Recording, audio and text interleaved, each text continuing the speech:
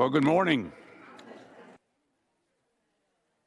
By my clock, it's 9 o'clock, and we will begin.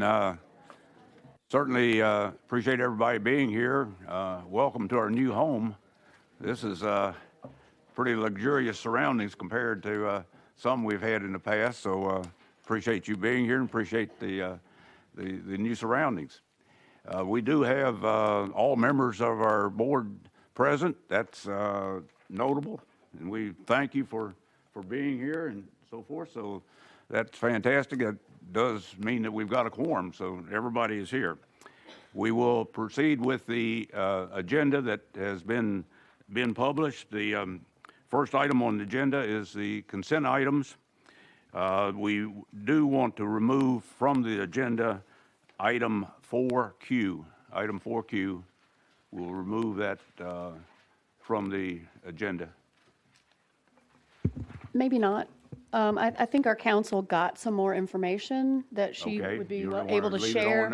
I would leave it on, but I would ask that we vote on that one. If we're going to vote on all of them together, So I would pull Q and T to vote separately on, and then the board can decide. Strike my previous remarks. We'll leave everything on the agenda as it is. That's a little bit unusual. Frequently, we have some adjustments to make in the agenda, but we will proceed with the agenda as is. Okay, also the consent agenda includes the minutes of the October 20th meeting and the December 11th meeting, and also the appointments to the BEP Review Committee. Is there a motion that we approve the consent agenda? Got them. It was Wendy and Hayden. Okay, any discussion there? If not, all in favor say aye. Aye. The consent agenda is approved. We'll move to the action items on first reading. The first reading Amy has, so Amy, welcome. Be sure to turn your microphone on and announce who you are. Good morning, Chairman. I'm Amy Wooten, Executive Director of Educator Licensure and Preparation at the department. This first item is the removal of the Licensure Renewal Transition Policy 5.202. During the comprehensive policy audit and revision process, the staff of the Department of Education and the State Board identified the license renewal transition policy as obsolete. The policy's language states it expired on August 1st, 2015. In addition, the provisions for educator licensure renewal are outlined in the State Board's educator licensure rule. As such, the policy is recommended for repeal. Repeal of this policy will help ensure State Board policies are current and relevant for LEAs. Okay, is there a motion to delete or appeal this item? If we can't get around to that now, we need to. I move to delete this policy, Licensure Renewal Transition Policy 5.202. Thank you, Wendy. Is there a second? Got a second, and that was Hayden. Okay, any discussion? Hayden and I are just going to handle this meeting. Okay, well, I appreciate it. If nobody else wants to participate, we'll move forward quickly that way. Okay, any discussion? Okay, all in favor say aye. Aye. Any opposed? I think this is one of the real good things we do. We get rid of some policies here. That's something I'm always excited about. We'll move to item B, a career ladder. Mary Ann? Good morning. Good morning. The Career Ladder program was discontinued in 1997. However, we continue to pay supplements to educators with an active license who earned the Career Ladder endorsement prior to the discontinuation of the program. The item before you proposes to repeal several sections of the rule that no longer apply due to the discontinuation of the Career Ladder program. With the proposed changes, however, the rule will still address Career Ladder program eligibility, educator breaks in service, and Career Ladder endorsement payment levels. I'd be happy to take any questions. Okay, questions for Mary Ann? I have one. Okay. On 2A, if a teacher retires and comes back to work part-time, is that considered an interruption of service? Will her career ladder still be? No, under TCRS rules, retired teachers who return to work are not eligible for Career Ladder. Okay, thank you. Okay, other questions? How many do we still have that? I don't have the number. Curiosity. We pay out about $18 or $19 million a year in Really? supplements. So it's a program that is winding down, but somewhat slowly. There are still a number of educators who are receiving these payments every year. I thought I was the only one old enough here to remember Career Ladder, but, okay, any No, sir. questions? Okay, is there a motion that we approve on first reading? Mike Second. approves, second Lillian. Okay, any questions, discussion? Okay, all in favor, say aye. Aye. Any opposed? Motion is approved. Thank you, Mary Ann. Thank you. Okay, the item C, Teacher and Administrator Evaluation Policy. Renee?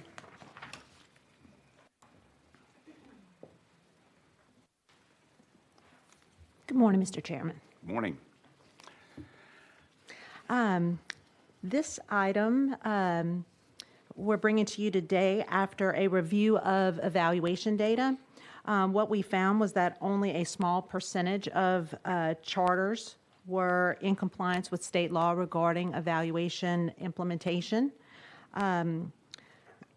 To help bring them into compliance, but also help them to maintain the flexibility to innovate, we have created a process for them to submit an alternate observation model to be used in teacher evaluation.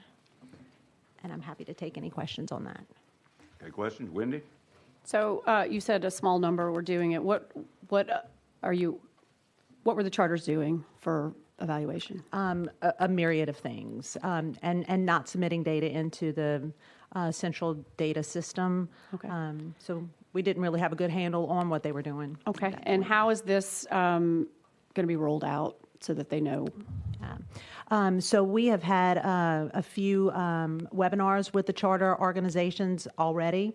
We are creating another webinar to provide them all of the details on this observation model. We've been working with the charter groups to on-ramp them by school year 2019-20. Okay, great, thank you.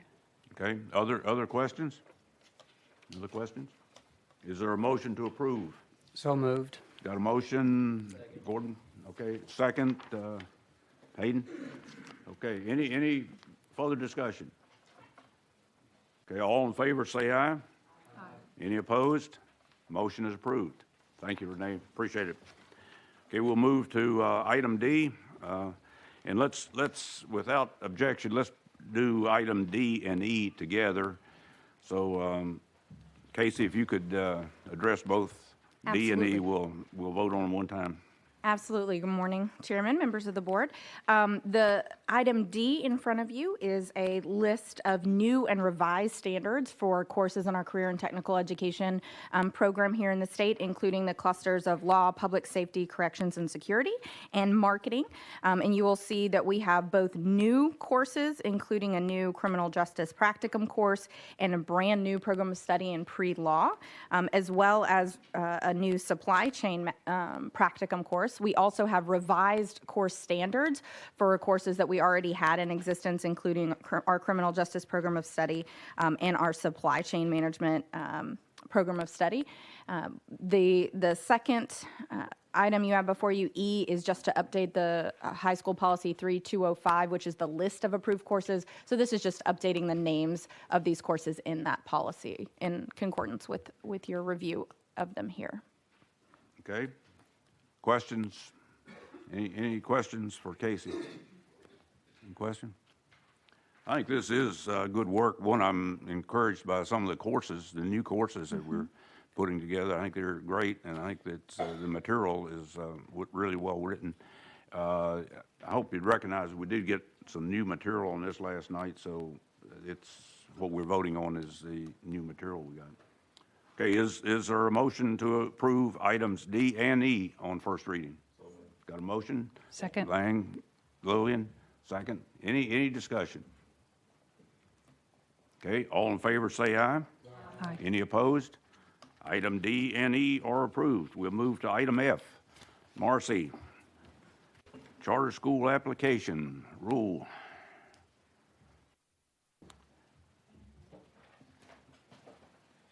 That is not Marcy. Yeah. I'm subbing in for Marcy today. Okay. After passage of the High Quality Charter Schools Act last year, our charter school office, along with the state board, did a comprehensive review of all of the charter policy and rules and identified the charter schools application rule as an area that needed updating to align with the recently passed legislation, as well as clarify some of the main questions that we get each year regarding the application process. So this really tries to clearly outline the timeline for charter school applications, as well as the requirements around submission of the application. And I'm happy to answer any questions that you all have. Okay, questions? Yeah, Wendy? Morning. Good morning. So it looks to me, I know there was confusion around the timelines, when they start, when they stop, if applications are submitted earlier, so does this fix that? Do you feel like this fixes that? Yes, we tried to be very clear that the timeline, everything starts from that April 1st date that's in statute. If a charter school applicant wants to submit it early, that's not when the timeline starts. It starts April 1. So yes, we did address that. And then the other thing that was new to me, and I just tried to pull up the statute to see if it was in there, and I don't see it. This Section 5, in addition to the state charter school application, each chartering authority may ask charter school sponsors to address additional priorities as a means of evaluating best interest, and then it cites to the statute. Is that somewhere in the statute, and I'm missing that? The line that's in quotes, it should be in the statute. Well, I know the best interest of pupils, but addressing additional priorities. So it looks to me like what that is saying is that a chartering authority, whether it's the state board or a district or the ASD, I guess, can say, hey, applicants, we want you to only serve this geographical section of our city. We will only accept applications that accept that, which you probably know historically has happened in the past. That sounds to me like this is now putting in the rule that they can do that. Where's that coming from? That's a good question. No, that is not at all what it's intended to do. So each year, every charter authorizer submits to our office any additional questions that they want charter applicants to respond to in their application, and we review that to make sure that it is in line with statute before we post it on our website. It is not meant to set restrictions around the geographical area they serve. It's just the application criteria and statute is fairly, I guess, minimal, and so some districts do want additional information, and this is a way that they can ask that of their applicants. But we do review all of that before we post it. I would just ask between now and final readings, I think that can be read to say a district has the authority to say, we want you to only serve, this subset of students. And maybe if we could figure out how to make that language not appear that way, that would be fantastic. You don't want to go, what happens. People say it sounds like that, and then they do it, and then somebody files a lawsuit, and then, so if we can fix that on the front end, I would appreciate it. Okay, other questions, comments? Okay, is there a motion to approve on first reading? Got a motion from Mike? Second Gordon? Questions? Okay, all in favor say aye. Aye. Any opposed? Motion is approved. Thank you. Thank you. Okay, we'll move to item G. Laurie, okay. Coordinated School Health Program. Good morning. Thank you, Mr. Chairman. Policy 4.204, formerly titled Standards and Guidelines for Tennessee's Coordinated School Health Program, was originally passed by the State Board in 2000 for use in the Coordinated School Health Pilot Program. And since that time, Coordinated School Health has expanded to all districts across Tennessee and is no longer in the pilot status. This first read item presents changes to the policy to update statutory references and requirements, and also to reflect the changes in national best practices for coordinated school health. This item was identified for updating through the rule and policy audit being conducted by the State Board and the Department of Education. And I'd be happy to answer any questions. Okay, questions? Any questions for Laurie?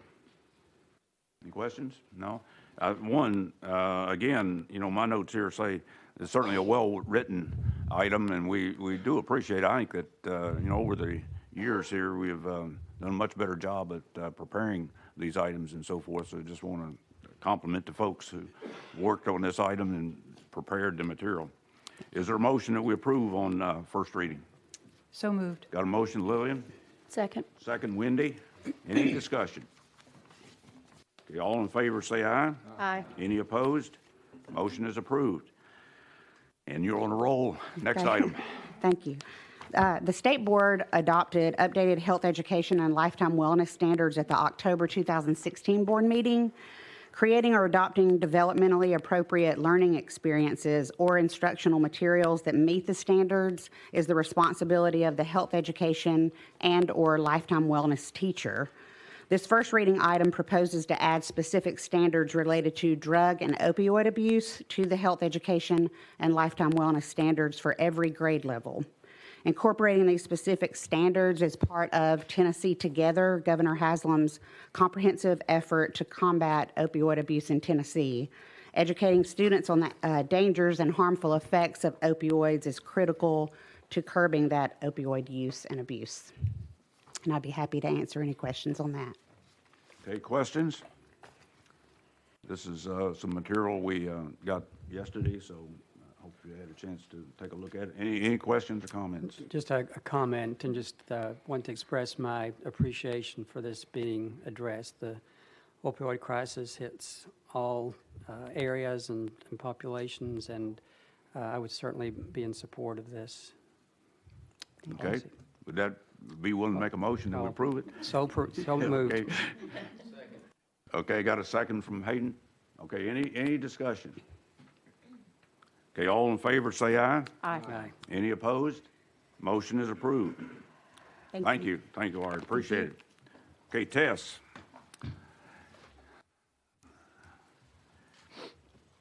State Board of Education, LEA policy additions, records retention policy, and test security. Good morning. And we got the whole team up here today. So. Okay. Good morning, Chairman and members. This first item we present to you on first reading are two new additions to our LEA policies. One is on records retention and the other on test security. These are policies, as you know, that govern only the the charter schools that are authorized by the State Board of Education. If you have any questions, I'd be happy to answer. Okay, any questions? This is item I. Any questions? Is there a motion to approve? You got a question? I'm going to move. But first, not a question, I know I say this every time, but thank you guys for the diligence in creating all these policies and essentially creating a little mini district that's growing, I know, so we really appreciate that. And with that, I would move to approve this policy. Okay, is there a second? Got a second from Hayden? Any discussion, questions? Okay, all in favor, say aye. Aye. Any opposed? Motion is approved. We'll move to item J, same team. Yes, thank you. This is a new policy that's up for first reading today, the Quality Charter Authorizing Standards Policy. So the Tennessee High Quality Charter Schools Act required the state board to adopt quality authorizing standards that local boards of education would then adopt policies and practices to align to those standards. In partnership with the Department of Education, the state board partnered with the National Association of Charter School Authorizers to hold a stakeholder discussion group at the end of November to develop these Tennessee-specific authorizing standards. These standards have gone through a first round of feedback with those stakeholders, which represented current authorizers, charter school operators, other folks within kind of the greater charter community, the Tennessee School Boards Association. And then in between first reading and final reading, we'll continue our feedback discussions specifically with charter operators and again, back with this stakeholder group to provide a final reading set of documents for you all in April. And I'm happy to take any questions. Okay, questions? Wendy?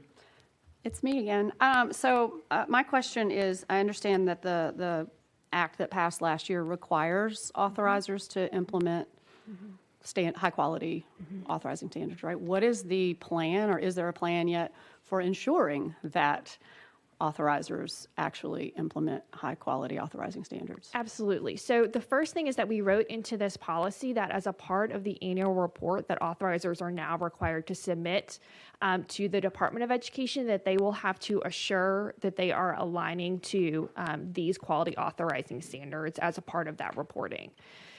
Additionally, as a part of any appeal process that we would conduct, we would be analyzing whether or not, for example, a application review process aligned to the standards that are outlined here, and then be addressing that in any sort of appeal that we would be presenting to you as a board.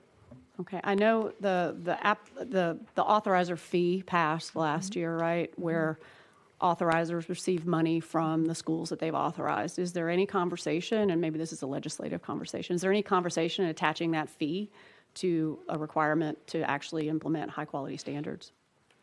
That may be a question for the department. Yeah, I think absolutely. I mean, we understand that this is the first step for the state to really address kind of what does authorizer quality look like, and understanding that there really is a clear tie between the quality of authorizing that happens and the quality of charter schools that we see on the ground.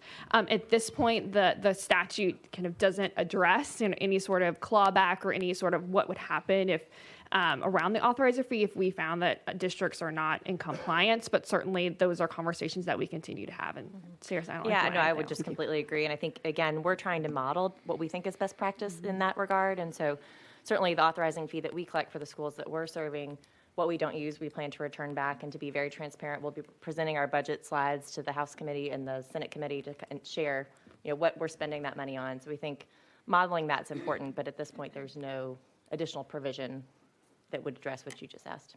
So no teeth at this point. Okay. Other questions? Any other questions? Okay, is there a motion to approve on first reading? So moved. Got a motion with Wendy? Second. Got a second, Lillian? Any discussion? Okay, all in favor, say aye. Aye. Any opposed? Motion is approved. Thank you. Okay, Tess, one more. I'm going to take that one. K, okay. Okay, Jay. Item K is. Well, we got a team up here now. Item K is an update to State Board Policy 2.500 governing the State Board's charter school appeals process. And based on feedback and our reflections from the 2017 cycle, we made minor updates to clarify the deadline for submitting an appeal to the board and to clarify the nature of corrections that the board would accept on appeal. And I'd be happy to answer any questions. Okay. Any questions? Questions for anybody? Okay, is there a motion to approve on first reading? So moved. Got a motion, Gordon? Second. Second, Wendy? Any discussion? Okay, all in favor, say aye. Aye. Any opposed? Motion is approved. Thank you. Thank you.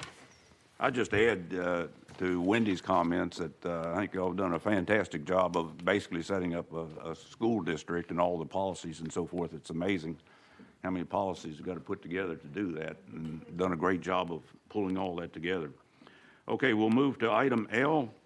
Elizabeth, license denial, formal reprimand, suspension, and so forth.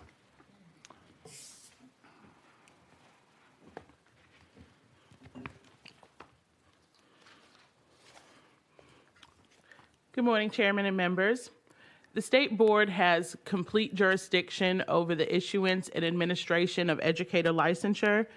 We also have the statutory authority to set policies governing the revocation of educator licensures for misconduct.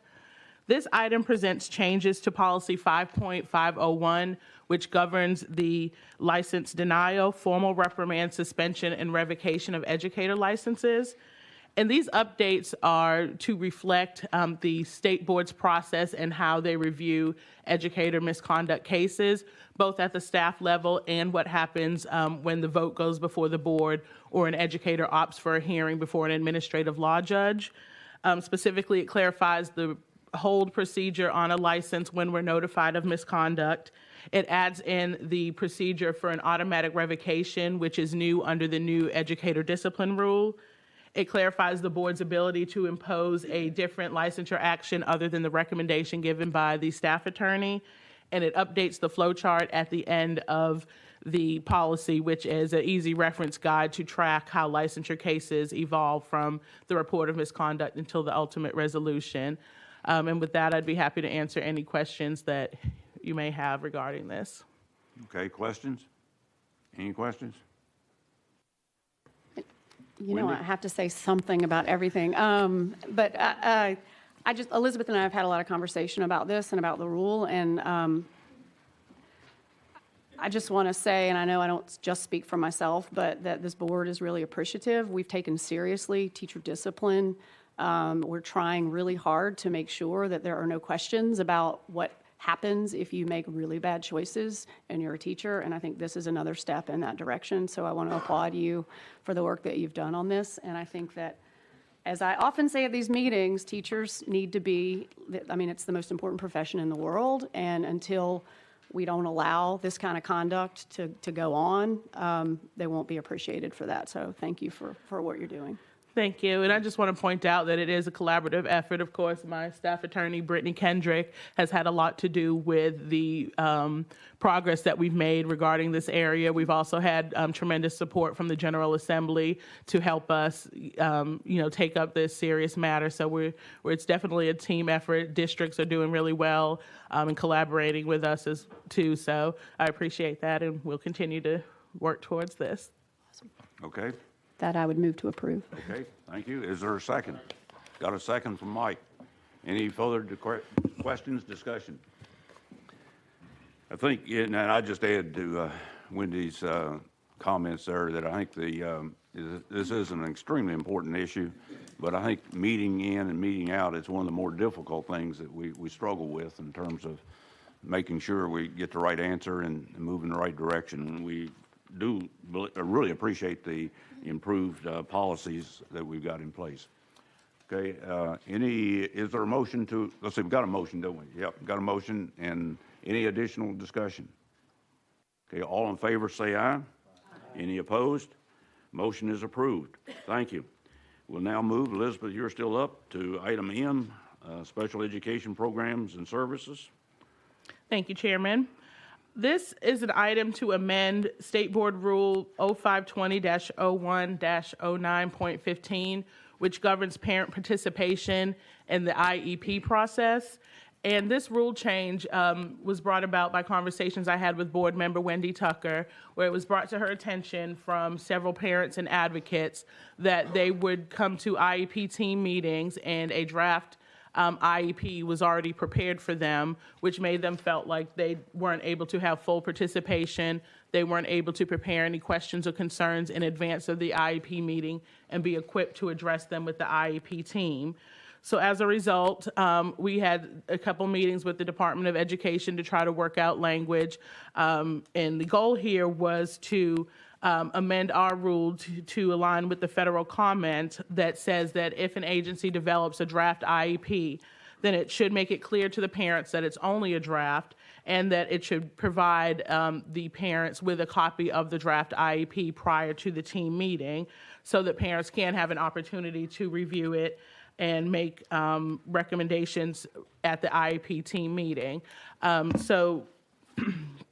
The State Board, again, is amending this rule to include language that gives more teeth to the federal regulations, because while those were in place as it came to our attention, and I'm sure you guys have received the parent feedback over the last few days that this was not always being done, and it was a problem for several parents.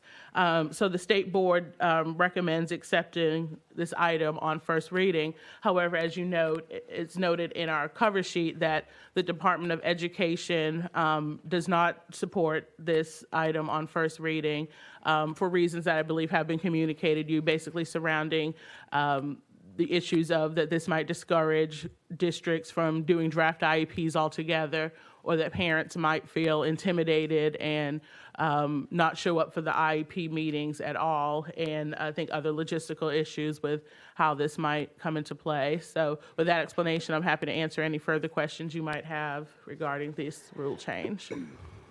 Okay, questions, Wendy? I don't have a question, but I have some commentary.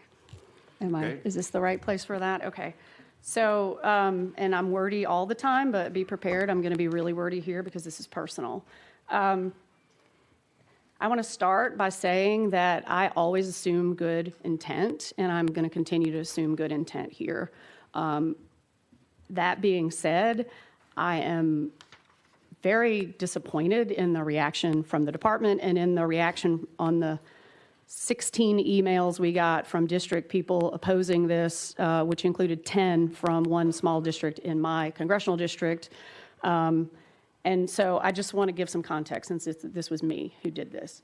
So I know we have another parent with a kid with an IEP on this board. We have a student on this board who has a gifted IEP.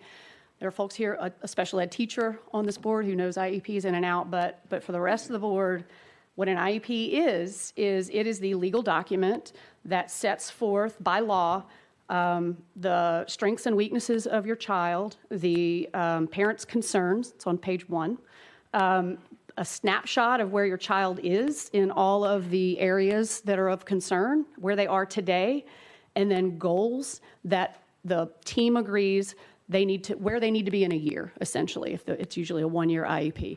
Then it sets forth all of the things that are going to be put into place to get them to those goals. So from where you are now to next year when we meet, this is where we want your student to be, and these are the things we will provide, whether it's services, supports, accommodations, and where that education will take place and who will be part of that. So that's the legal, what an IEP is legally. What an IEP is for a parent is a lifeline for their child. This, every parent, education is critical for their kid. When your child has a disability, every second in a classroom, every second of education counts because it will determine, not just if they get to be a doctor or a lawyer, but it may determine whether they live independently. It may determine whether they get to go to college, whether they ever feed themselves or dress themselves or, are able to go to the bathroom independently. So this isn't just a legal document, it's a lifeline. All right, so I want to start with that context. And then I want to start with what got me to go to our staff about this. And I experienced it myself in my first IEP. Parents were reporting to me that they were walking into the IEP meeting. Now, mind you, to get to an IEP meeting, the district has sent you a document that they are required to send you by law that says we're going to have an IEP meeting. They're required to find a time and place that is good for everybody, right? And it says we're having an IEP. Here are the people. Here's the date and time and location. Here are the people we'll have there. And here's what we're deciding. We're deciding your child's education for the next year, usually. Parents were walking into the room where between 4 and 15 employees of the school and the district are sitting in the room. Every single member of the district or school staff had a draft document of that lifeline. Every single one. Every single one had read it. Most of them had participated in creating it. The one person in the room who had never seen it was the parent. And the parent is handed that draft as they sit in the room surrounded by school staff. And then they are told, these are the things we think your child needs for the next year. And it gets read through and they say, if you agree, sign there. You don't have to agree. We can have a conversation. Is there anything you want to add? But that happens in that room. Now, I have my daughter's IEP here from last year. It's 20-something pages. It is incredibly detailed. So anyone, I don't care if you're an educator, a parent, if you've done this, now I've done it 12 times, anyone who thinks you can walk into a room, review this, and be a meaningful participant in that conversation in that same meeting is fooling yourself. And so that's what this is about. And what it's not about, we're not requiring drafts. In fact, the federal law discourages drafts. The federal comments say everyone should come prepared to create a draft so that the parents have participation, okay? I get this is time, and so drafts got created because it made things faster, right? And that's great. All we're saying is if you create a draft, give it to the parents 24 hours ahead of time so that the parents can read it, the parents can digest it, and they can come prepared to have a conversation about it. That's it, if you do a draft. So the emails we've gotten say, it's a paperwork burden. You're giving them a draft anyway. 24 hours ahead of time is not a lot to ask. They say, teachers will have to work, it's a bigger burden on the teachers. Let me just tell you, I have the utmost respect for my child's teachers. If any teacher is less than 24 hours before an IEP creating this lifeline for my child, it's a bigger problem. teachers, as hard as you work, my child's teachers are emailing me back and forth weeks before. And you know, whatever supports they need, if this is a funding problem, we need to fix it. But whatever is happening, those excuses don't stand up. And the one, and I just have to say this, the most offensive thing that I heard through all of this is, oh, those parents, when the parents get in, if they're not in the room with us as professionals to explain it to them, it's going to be stressful, or they're not going to understand it. You know, I'm highly educated. I have worked with parents, hundreds of parents across the spectrum, parents with graduate degrees, parents who can't read, you know, parents who live in the most expensive neighborhoods, parents, single moms in public housing, parents who don't speak English, parents who are functionally illiterate, and all of them know their child. All of them want what's best and want to be a participant. So I think as a state, we need to decide, when we're talking all means all, do we mean that? When we're talking we want parent participation, do we mean that? Because if I'm a parent who has a lot going on and this is the process that I get, of course I'm not going to participate. Of course I'm not going to speak up and be involved, because you've told me you've got this and I'm not welcome. And so I'm sorry to rant, Mr. Chair, but this to me is such a no-brainer. If we really want collaboration between parents and teachers, and we really want what's best for kids, then if there is a draft that the team is going to read, all members of the team get it ahead of time. And so that is why we can have a lot of conversation here. I'm happy to, but that's why I'll be making a motion to approve the language that's consistent with federal law that that our staff has presented. Okay, thank you, Wendy. Understand the commissioner asked us to ask Teresa Nichols if you could address this issue, please. Teresa?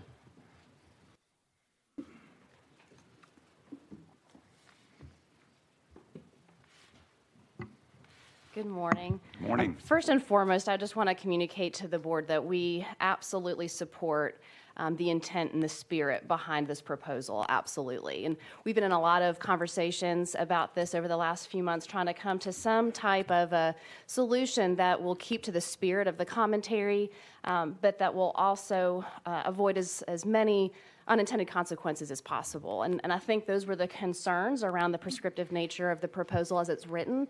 The concern is that there will be limited autonomy in the way that districts interact and engage with families. And again, we would look at some language that perhaps is not as prescriptive, but that also adheres to the federal commentary that does provide some best practices around parent and family engagement. Okay. Mike? Will you elaborate a little more about why you think it's too prescriptive, why it binds the school district's hand? So I think that from the standpoint of having participated in different IEP meetings, there is a lot of individuality that goes into how IEP teams engage with families. And again, having the rules state that it's a requirement across the board for all families, for all IEP meetings, regardless of whether it's an initial IEP meeting, for example, where eligibility has yet to be determined, looking at whether families will feel as though a draft has already been created, and so why come to the meeting. Looking at developing a draft or developing an IEP from scratch in an IEP meeting could potentially lead to longer meetings, lengthier meetings that, again, could discourage parental participation. There's a lot of unintended consequences that we really just want to make sure we think through and that we engage in different stakeholder groups to see if there's a way that we can try to mitigate as many of those as possible on the front end. And certainly, as Wendy has suggested, there is opportunity to really work through some of those pieces between first and second read. I think that the department absolutely wholeheartedly supports, again, the intent and the spirit of this proposal. We just want to be able to work with the board to try to come up with any solutions to mitigate some of those unintended consequences. So are those consequences, or are those things that need to be worked out individually? It seems like we're saying there are consequences, which is if we give them a report 24 hours in advance. I think that districts have experienced this is a complicated deal, but they got to work through it. In my mind, it's not that they avoid problems through themselves. They just figure out how to work through it. Okay. Mr. Chair, Yes. I have some comments on this.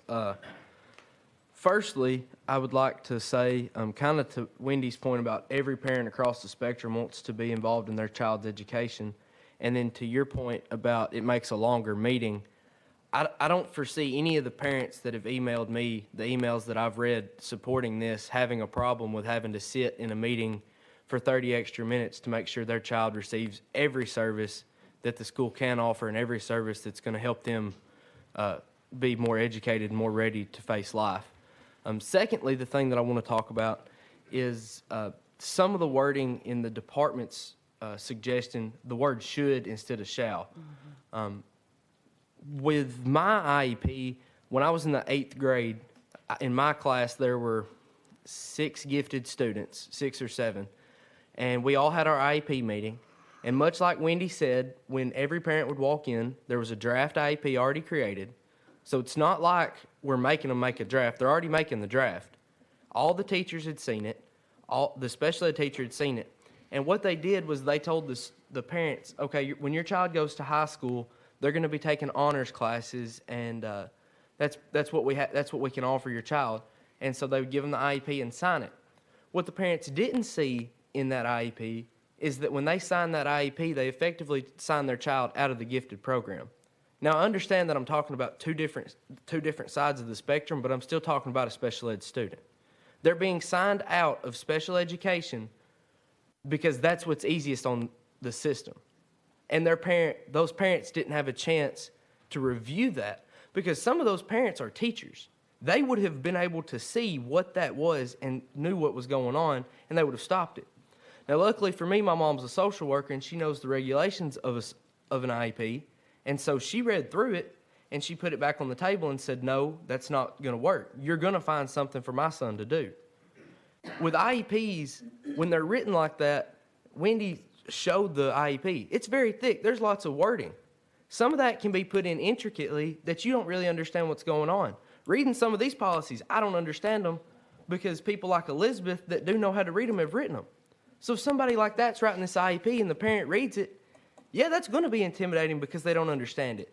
But it's more intimidating to walk into a room with 20 people that know what this says and you have no idea. That's a real intimidation factor because then you feel like, well, I have to sign it. I don't have any other choice. When in reality, you have every choice. And parents, teachers, whatever, goods and bads to both of them, I want everybody to think, what is this doing to the student?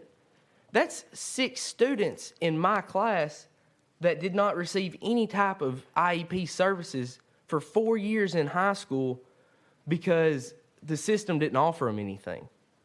How much better and how much more successful could they be if they had gotten the services that they needed? And that goes across the board. How many students are in a regular ed classroom right now that if their IEP had been written more specifically or the parent known what it said, they would be sitting in a life skills classroom today learning how to wash their own clothes or different things like that, which are going to be very important to them. Now, you also said that this might discourage the creation of a draft. Well, in my mind, that's the best possible scenario for this policy. If no draft is created, then every single person in that meeting is there and it gets created exactly to what the student needs. Thank you. Okay. Allison, I don't hate to put you on the spot here, but you live this, and the rest of us can just comment on it. But do you have anything? Yes, Mr. Okay. Chairman, I do. I think the issue here. Got the mic on? It is. Okay. An IEP is a working document. It is not a final document. And the problem to me seems to be making everyone understand this. Sometimes I feel secluded in my area of the woods, but we never go into an IEP meeting without letting the parents know, look, this is not final. If you want revisions, we'll make revisions. And I don't know if that's what it's like in Nashville, apparently not. But to me, the problem is not giving an IEP 24 hours in advance, because I've got some parents that would look at that and never want to enter the school again. However, if you come into the meeting and make it clear, it is a working document, it is not final. You need to take it home, you want your lawyer to look at this, fine. You know, let's meet by this date. I just feel like making it a rule of 24-hour advance draft IEPs given to parent would lead to a lot of nightmares. Okay, thank you. Candace? Yes, and I think it may be appropriate, if you don't mind, this is certainly your discretion, to read on the record what we have proposed, if that is appropriate at this point. Okay.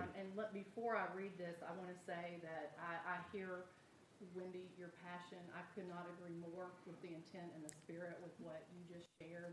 I have a brother who's been on an IEP all his life, and now I'm his conservator. And we have individual support plans, and I request those in advance, and I get an opportunity to review those. But quite frankly, sometimes it really does require the meeting to really dig into that more. And sometimes I wish I hadn't read it 24 hours in advance, because there were some things that were misunderstood that could potentially have been discussed in a meeting.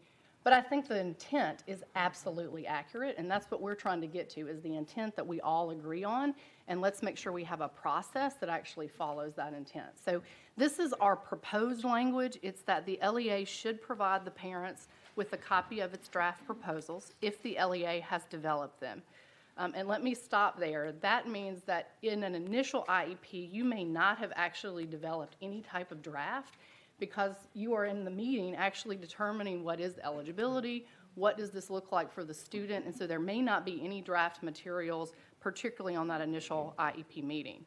So again, if the LEA has developed them prior to the IEP team meeting, so as to give the parents an opportunity to review the recommendations of the public agency prior to the IEP team meeting, and be better able to engage in a full discussion of the proposals for the IEP. It is not permissible for an LEA to have a final IEP completed before an IEP meeting. Parents may request a copy of any draft documents prior to an IEP team meeting. If requested, the LEA must provide copies at least 24 hours prior to the meeting. We believe the alternative language at some level gives us the ability to do exactly what you are sharing in terms of intent, but also allowing flexibility based on the variances of students and the IEP meeting structures. Again, we are open to continuing the conversation if that is the will of the state board, but certainly this is your rule that you brought forward. Okay, Wendy? So I want to respond to that, and I want to go back to equity, because we talk all day long up here about equity and all means all. It's, you know, the department's all means all is a big phrase that you use, and I think you believe it.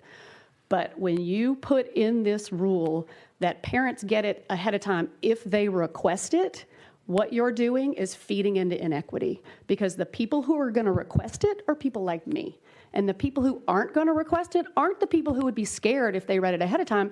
It's the people who don't know they have any rights. The people who, especially if they already have a child in the system, have year after year after year been treated like a minor member of the team instead of the quarterback they should be treated as. So I appreciate trying to figure this out. I think the rulemaking process is a fabulous place to figure it out. But from my perspective, putting that onus on parents to ask for it does nothing different. Because right now, parents ask for it in different, now the only difference would be some districts that say no would have to say yes. Most IEP teams, in my experience, if you do know to ask for it, you already have a relationship with them and they're already doing those sorts of things. So that doesn't solve anything, in my opinion. And I just wanted to also note, Hayden mentioned the emails. I'd mentioned the 16 anti-emails, including the 10 from the one small district. So I just want to mention, because I know I see a couple parents here, I just want to mention, for those who don't know this, in 2 days, we got 42 emails from parents. And I mentioned it to 2 parents here locally that this was happening and that we were suddenly getting pushback on it. We got emails from Williamson, Davidson, Sumner, Rutherford, Hamilton, Knox, Jefferson, Murfreesboro City Schools, Bartlett City Schools, Every one of those parents wants this rule. Every one of those parents, or many of those parents, said, I've been in an IEP where a draft's been handed to me, it's bad. I've been in an IEP where I get it ahead of time, it's good. I want to also point out at least, and there were a bunch of emails where they didn't say where they're from, so I don't know whether, at least 6 of these parents are educators, special ed teachers, pre-K coaches, other school employees, gen ed teachers, mental health providers in a school system. And they get it because they're parents. So I'm not trying to pull the parent card, I know better than you because I'm a parent, but I do. I know the parent side, and I just think this should be a no-brainer. Parents are equal team members, and you don't walk into the locker room and hand the quarterback the game plan that you've all developed without him. You just don't do it. And the parent is the first educator of their child, and they have so much information on that child. If you will just listen before you make your decisions on that child, you just listen. You will learn, and then you guys will all work together, and then things happen that are really good for kids, as Hayden said. So I'm done speaking. Daryl? Thank you. I wanted to make sure I heard all the perspectives on this before I spoke on it. I have an 8-year-old who has an IEP, and in my mind, 24 hours is the least that you could do. And in all of the opinions and emails and perspectives that we've received to date, most of the comments seem to center on what's most convenient, what's easiest for adults. I didn't see a lot of discussion about the child itself. And when I read this and when I think about it and hear all the conversation, I see my 8-year-old son's face. And what we're talking about here, this population of students are typically the most vulnerable in a school. And to presume in the negative in terms of parents and their abilities to understand, to comprehend, it really is a bit insulting. It really is. But I don't think that's the intent. And so my opinions center on what puts the parent in the best position to advocate in the best interest of their child. And so however many meetings it takes, however many days it takes to prepare paperwork, as a parent, it's really inconsequential to me, because my child is worth it, whatever it takes. And this rule is just asking for advance information. To say it's a no-brainer, it really, to me, should be, it's beyond a no-brainer. If you've got the information, I should have the information. To be able to sit down the night before and look through and think about and reflect and discuss what I want to advocate and emphasize for my child's welfare and his growth and development. And so, understanding that there are some issues that it may create, but again, these children are worth it. To say anything otherwise is saying, well, we don't want to do all that. And in essence, that's saying that that child isn't worth the hassle. And I don't view it that way. And I think every child in our school systems are worth whatever it takes to make sure that they're successful. Thank you. Okay, thank you, Daryl. Let me emphasize, obviously, some, strongly held positions here. Let me emphasize that, we're going to have a rulemaking session on this, and regardless of what we do here today, we'll have that rulemaking session and have everybody have an opportunity to speak and to allow on this particular rule. I know there are some people here today who want to weigh in on this. The rulemaking session is a time that we would ask you to do that. But it seems to me like we're really not as far apart here as we're making this seem. What I'm hearing is that there's certainly a common support that the LEA should, in most cases, prepare a draft. That is, should do that. And the second thing is that it should be really a draft when you meet with the IEP team. It should not be any kind of final document, and parents should have the opportunity to participate in that discussion and add to, subtract from, make modifications in that LEA, and that parents should have the opportunity to review this in advance of the meeting. And then it kind of comes down to the question about, are parents, do you give them the opportunity to refuse this, or do you opt in or opt out on the part of the parent, whether they want to see this? And I think we're leaning toward the side of that says that parents ought to have the opportunity to review this.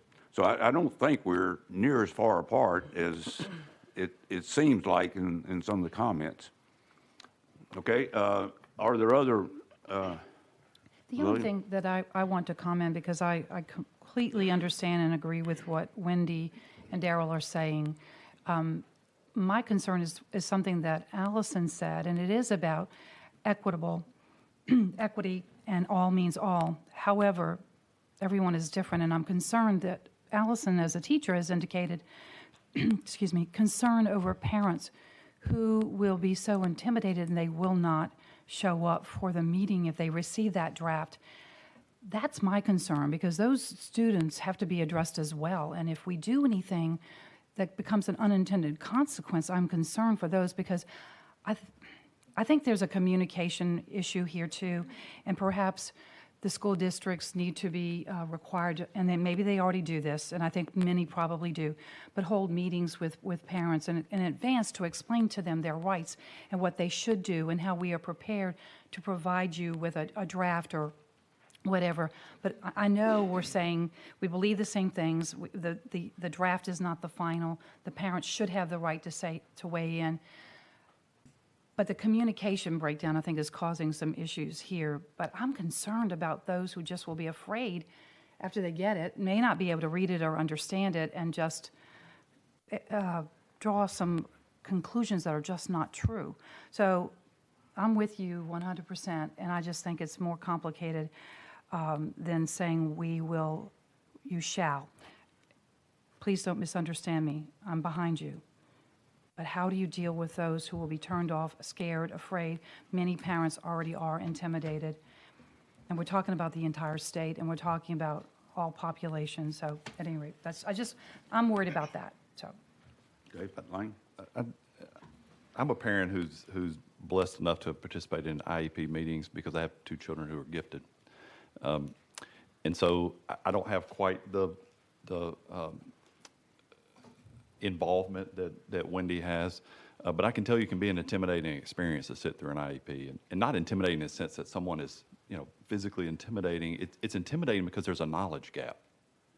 I don't know what these professionals know, and so it can be intimidating despite the fact that I have advanced degrees, and I just don't understand it as well as they do. I'm also aware of the unintended consequences.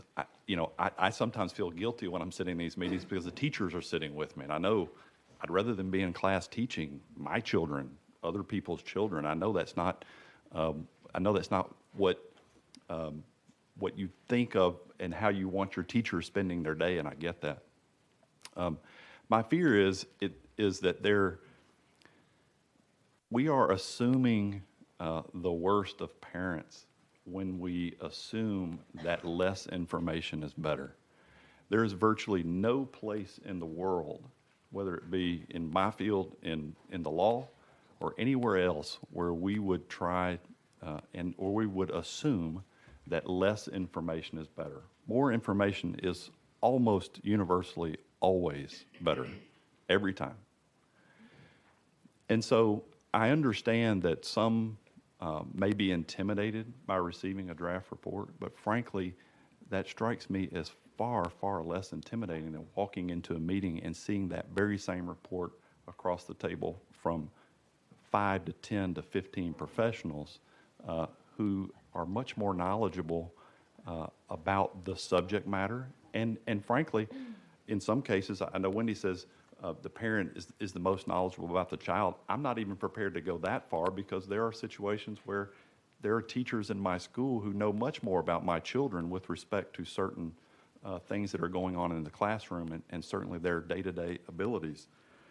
And so in some respects, there's an element of we know better than you that's baked into this. And respectfully, I don't disagree with that in some respects. But that's not the whole point, if not the point. The point is that this process is to, in some respects, for the parents who aren't like Wendy and involved, is to get them involved. And so the fact that the teachers or the support group may know better, that can't, to the extent you have a parent that is not as dialed in as Wendy, that can be a good thing. And making that process a more collaborative effort is a good thing. I guess I'm struck by the idea that this is not saying that somebody has to create a draft. And so that's not what we're talking about. All we're talking about is that if a draft is created, that it should be provided in advance. I've never been provided an IEP in advance, and I've never objected to it, never frankly even thought about getting it in advance because I had no idea I could ask for that in advance. And it was not an adversarial type relationship, and it was less collaborative because I felt very comfortable with with the team that I was dealing with. But looking back, would I have liked to have had that in advance? Certainly.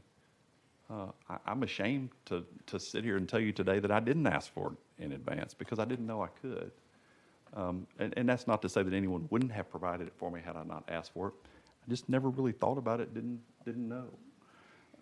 And so I guess my sense is that we're trying to balance these competing interests, balance the interest in not having people either do more work than they need to, create more problems than they need to. But I think on balance, at the end of the day, more information is better. And I think that, it's like saying we're not going to send home notes about the class party next week because we might have too many parents show up. Or we might have too many parents who don't really understand that you're supposed to bring store-bought cookies instead of homemade cookies. Or we're not going to communicate with parents just because it may cause some problems. I think on balance, parents are smarter than we give them credit for. And frankly, to the extent that they're not, those are the people we need to have come in and deal with these situations. If a parent doesn't show up for an IEP, the IEP doesn't go away. You have the IEP without the input of the parent, and so the draft becomes the IEP anyway. And so on balance, I think more information is always better. Okay, again, a lot of good comments, but I really don't think we're that far apart on what we're talking about here. It seems to me like it's a common thread here. And let me again say that, we need to move forward with something here, but we really need to hash this out in the rulemaking session that will be held between now and the next meeting and work through exactly the language that we need to use. Wendy? Okay.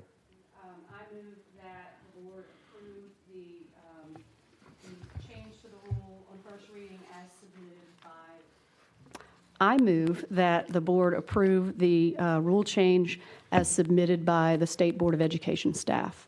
Second. Okay, we got second was Darrell. Darrell, okay. Okay, other additional discussion or questions? Any additional discussion or questions? Okay, all in favor say aye. Aye. Any opposed? Oppose. Opposed, Allison opposes, okay. Okay, the ayes have it. We'll move forward with this to rulemaking session. And again, those who wanted to speak on this, certainly we would hope that you would participate in the rulemaking session. Fielding, if I may, I just wanted to let anybody that's watching or in the audience that's interested to just continue to check our website. The information regarding the rulemaking hearing will be posted there, as well as the Secretary of State's website under notices of rulemaking hearing. I will say tentatively it will be scheduled for March 22nd, but of course that's pending a filing with the Secretary of State. But please continue to check our updates for the posting, and we'll certainly send that information out to people who we know are interested stakeholders. Okay, thank you, Elizabeth. Okay, we'll move to item N. Amy, Learning-Centered Leadership Policy. The last item on first reading. Good morning again.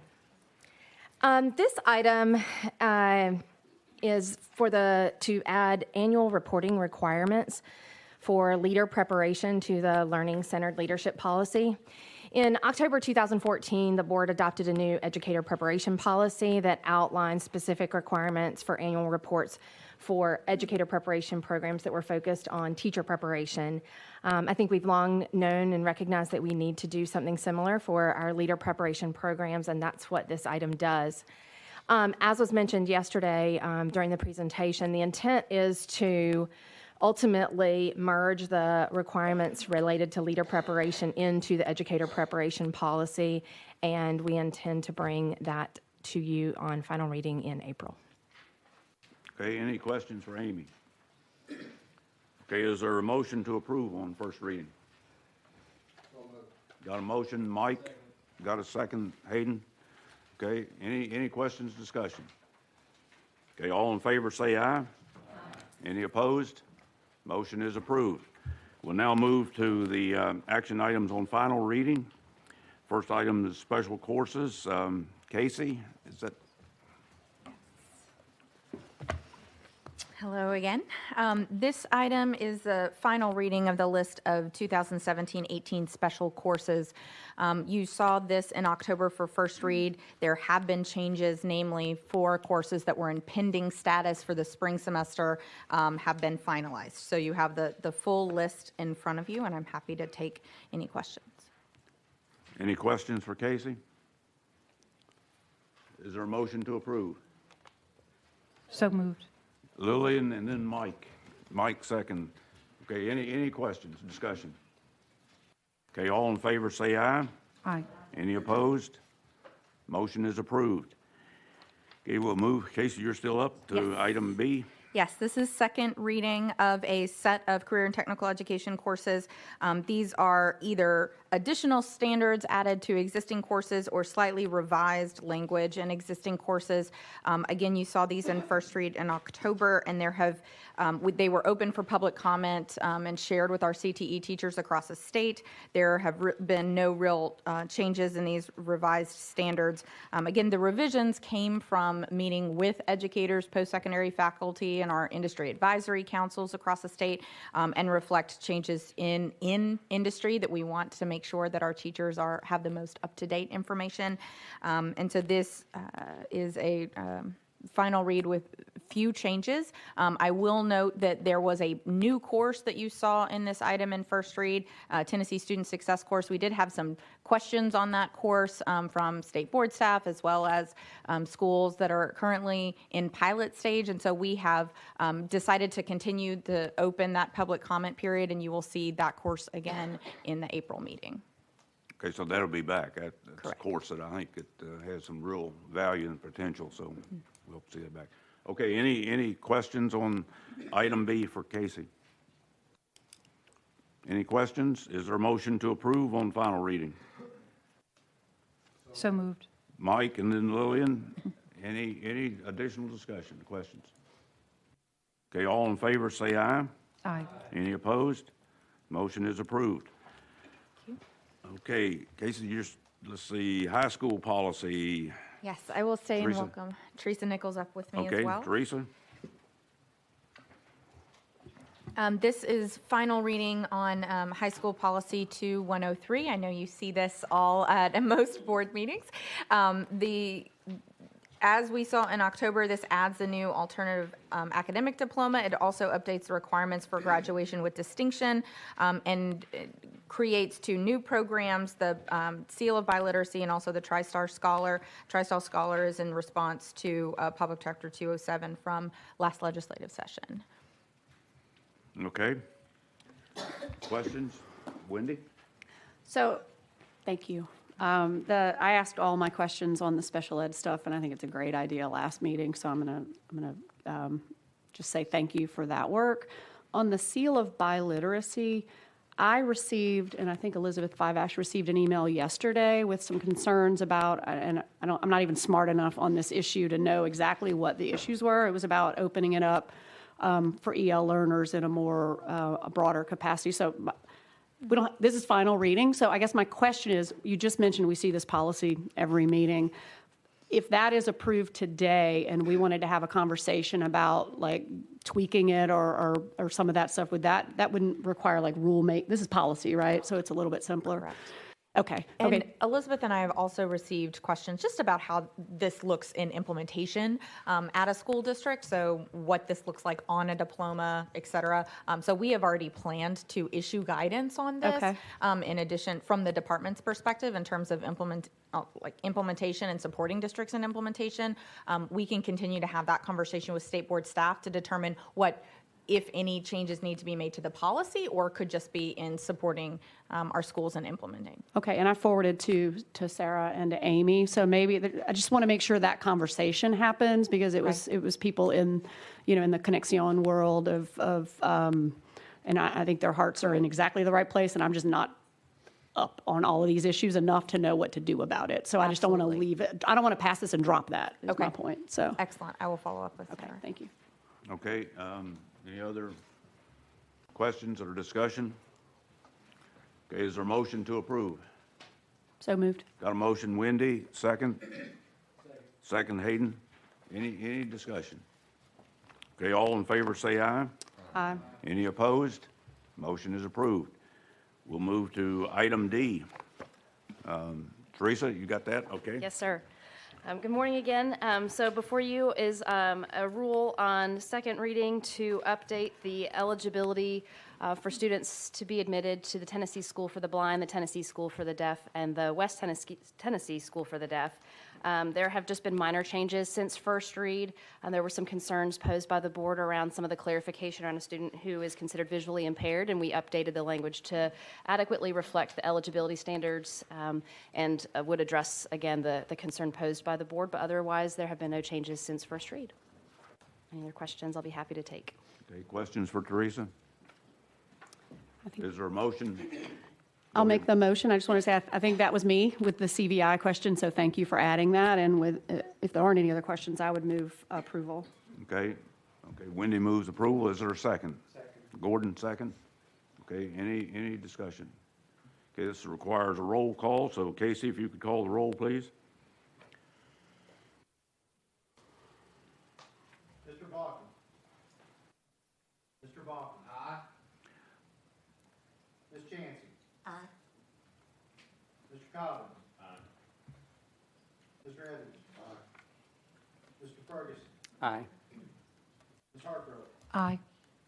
Ms. Kim. Aye. Ms. Tucker. Aye. Mr. Wiseman. Aye. Mr. Chairman. Aye. Ayes have it. It's approved. We'll move to item E. Laurie.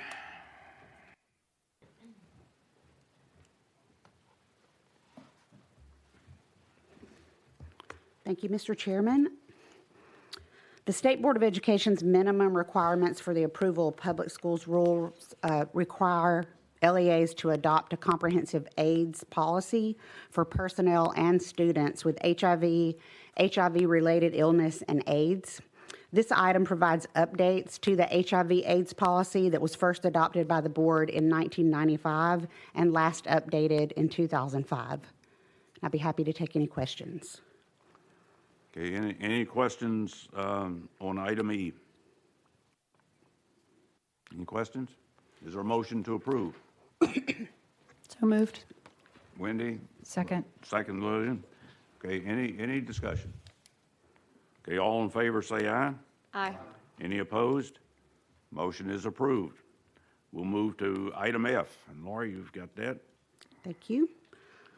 This past March, Governor Haslam signed Public Chapter 84 that requires the State Board of Education to adopt rules for the administration of medication that treats adrenal insufficiency for students while they're at school. This final read item sets forth rules for LEAs to follow in that administration of that medication treating adrenal insufficiency. Since the first reading, the rule was updated to clarify which personnel LEAs must train.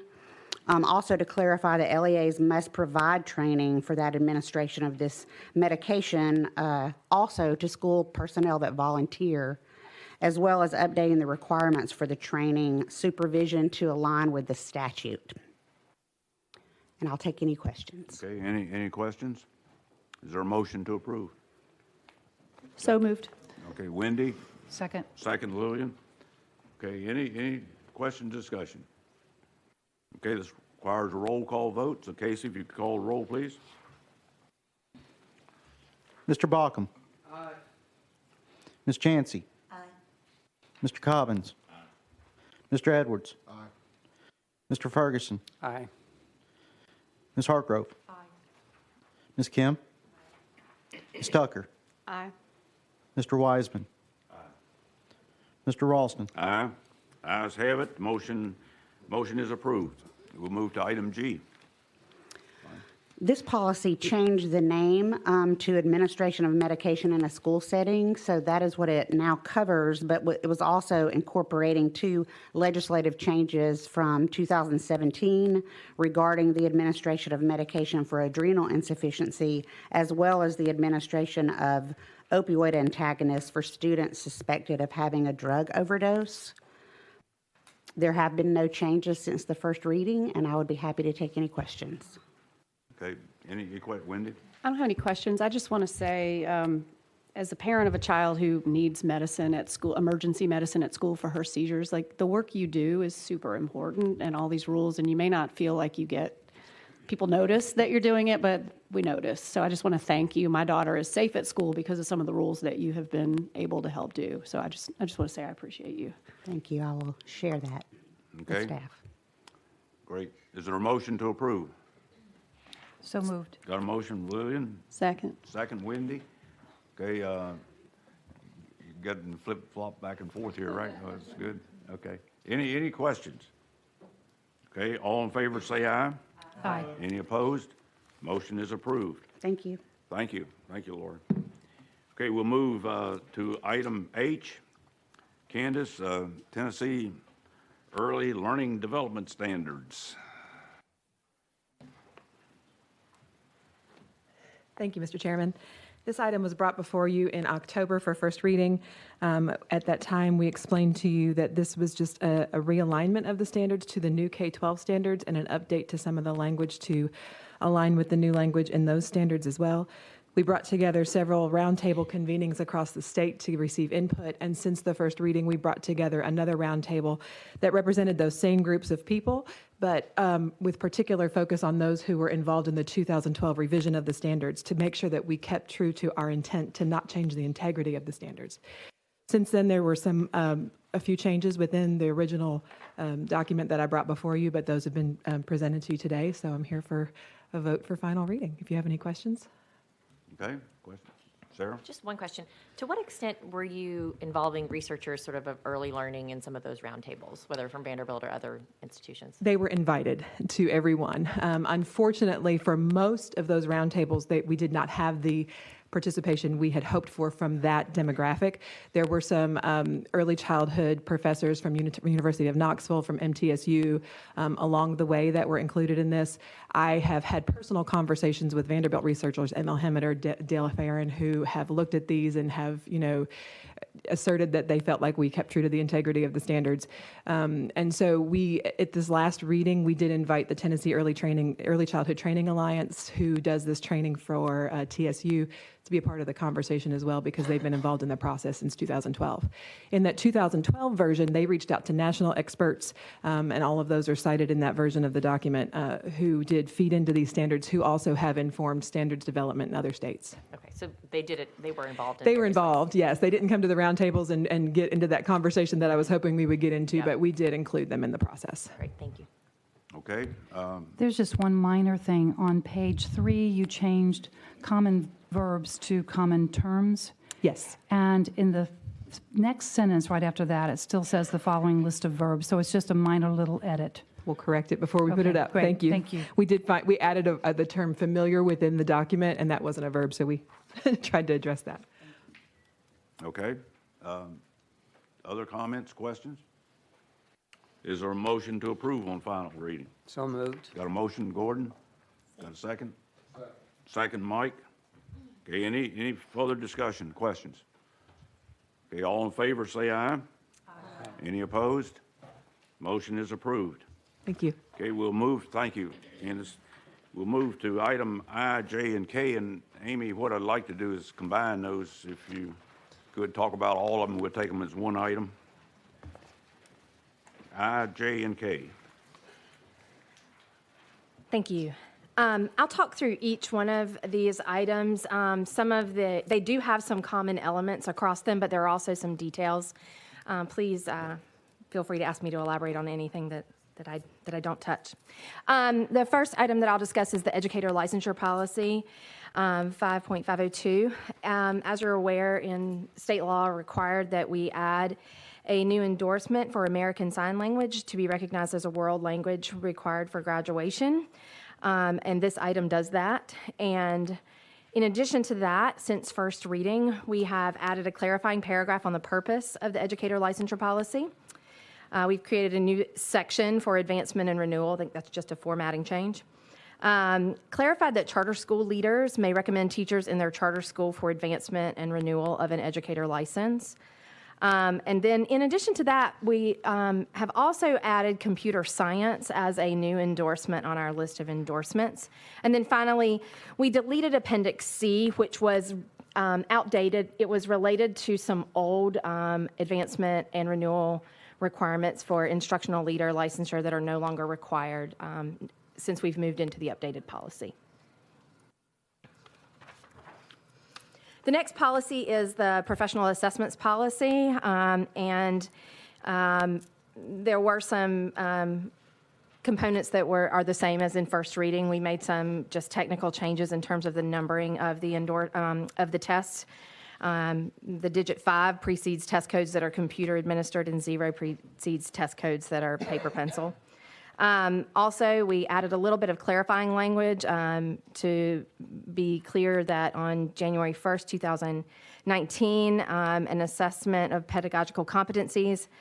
As an assessment of pedagogical competencies, candidates for licensure will submit qualifying scores on the EdTPA.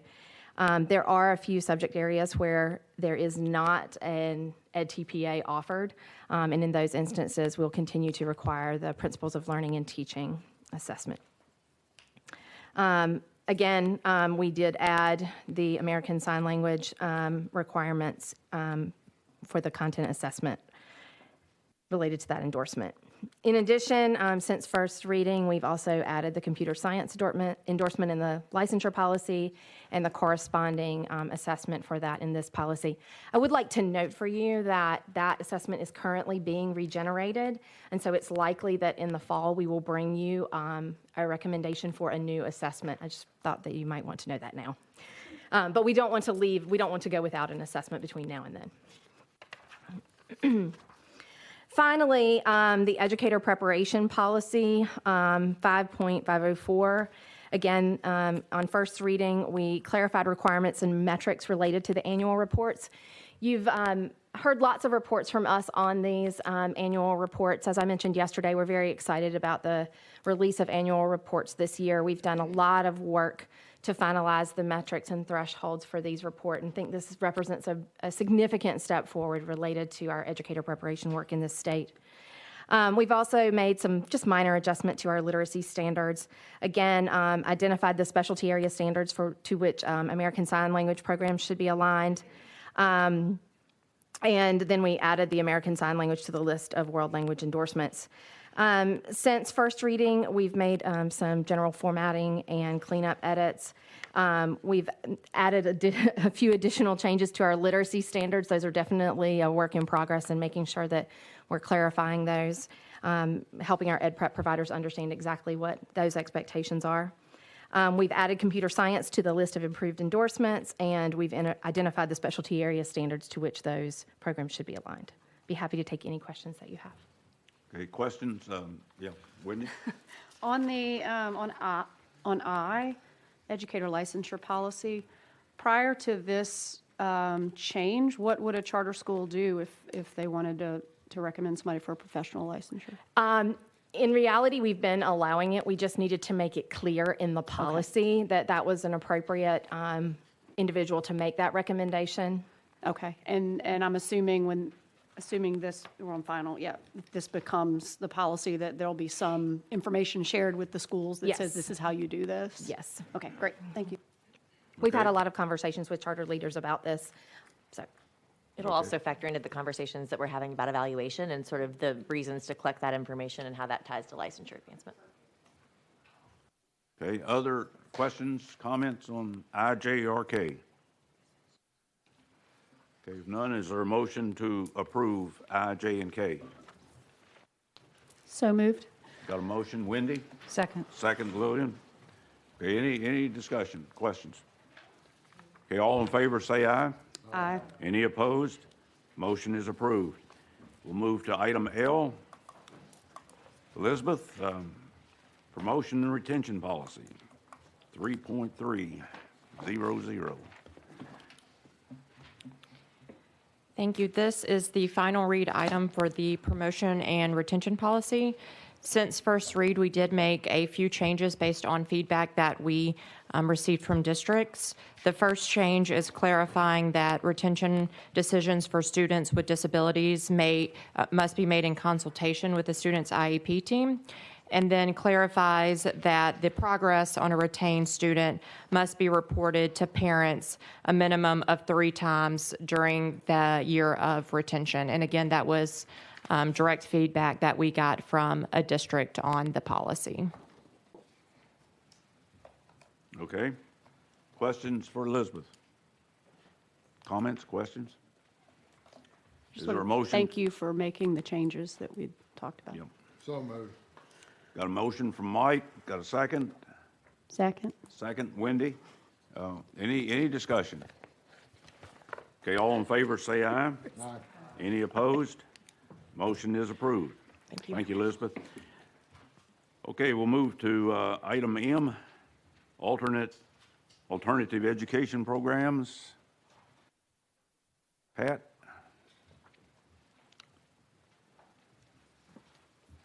Good morning. Good morning.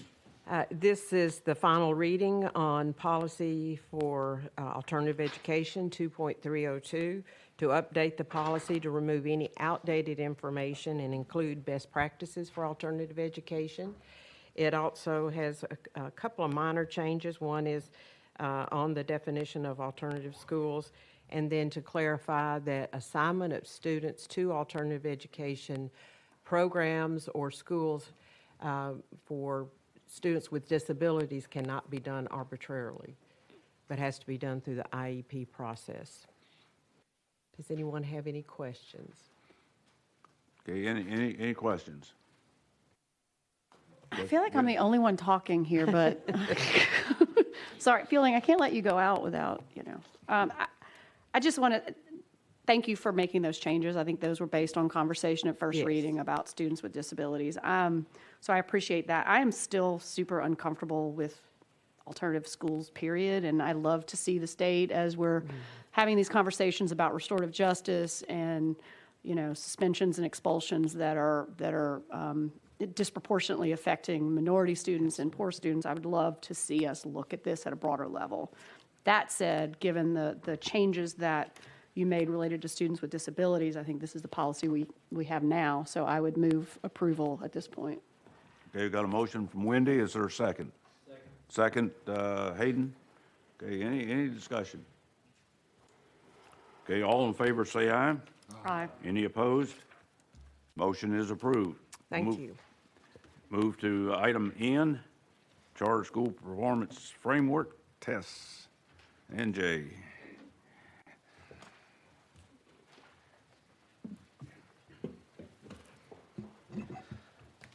Item N is the final reading of the State Board's updated Charter School Performance Framework, and there was a revision sent out for this earlier this week, so I do have additional copies if anyone needs that. But we updated the performance framework this year to align with ESSA and the new state accountability framework. So only the academic section has been updated at this time. We haven't updated anything in the financial or operational framework. And at the end of each year, every school authorized by the State Board will be evaluated on this framework and reported in our annual report. So a few of the changes that have been updated since first reading, we added an alternative achievement measure for schools in their first year. A school will not receive an A through F letter grade in their first year because accountability targets are based on prior year's data.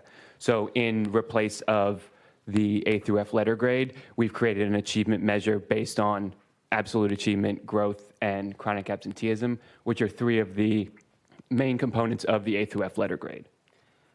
We've also updated the thresholds around comparative performance, and this was the revision you were sent earlier this week.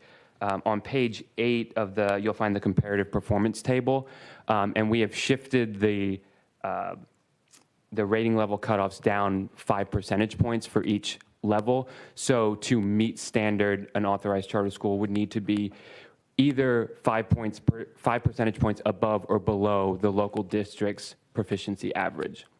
To exceed standard, more than 5 percentage points above, and then on the other side, 5 to 15 percentage points below or more than 15 percentage points below the local district does not meet or falls far below standard.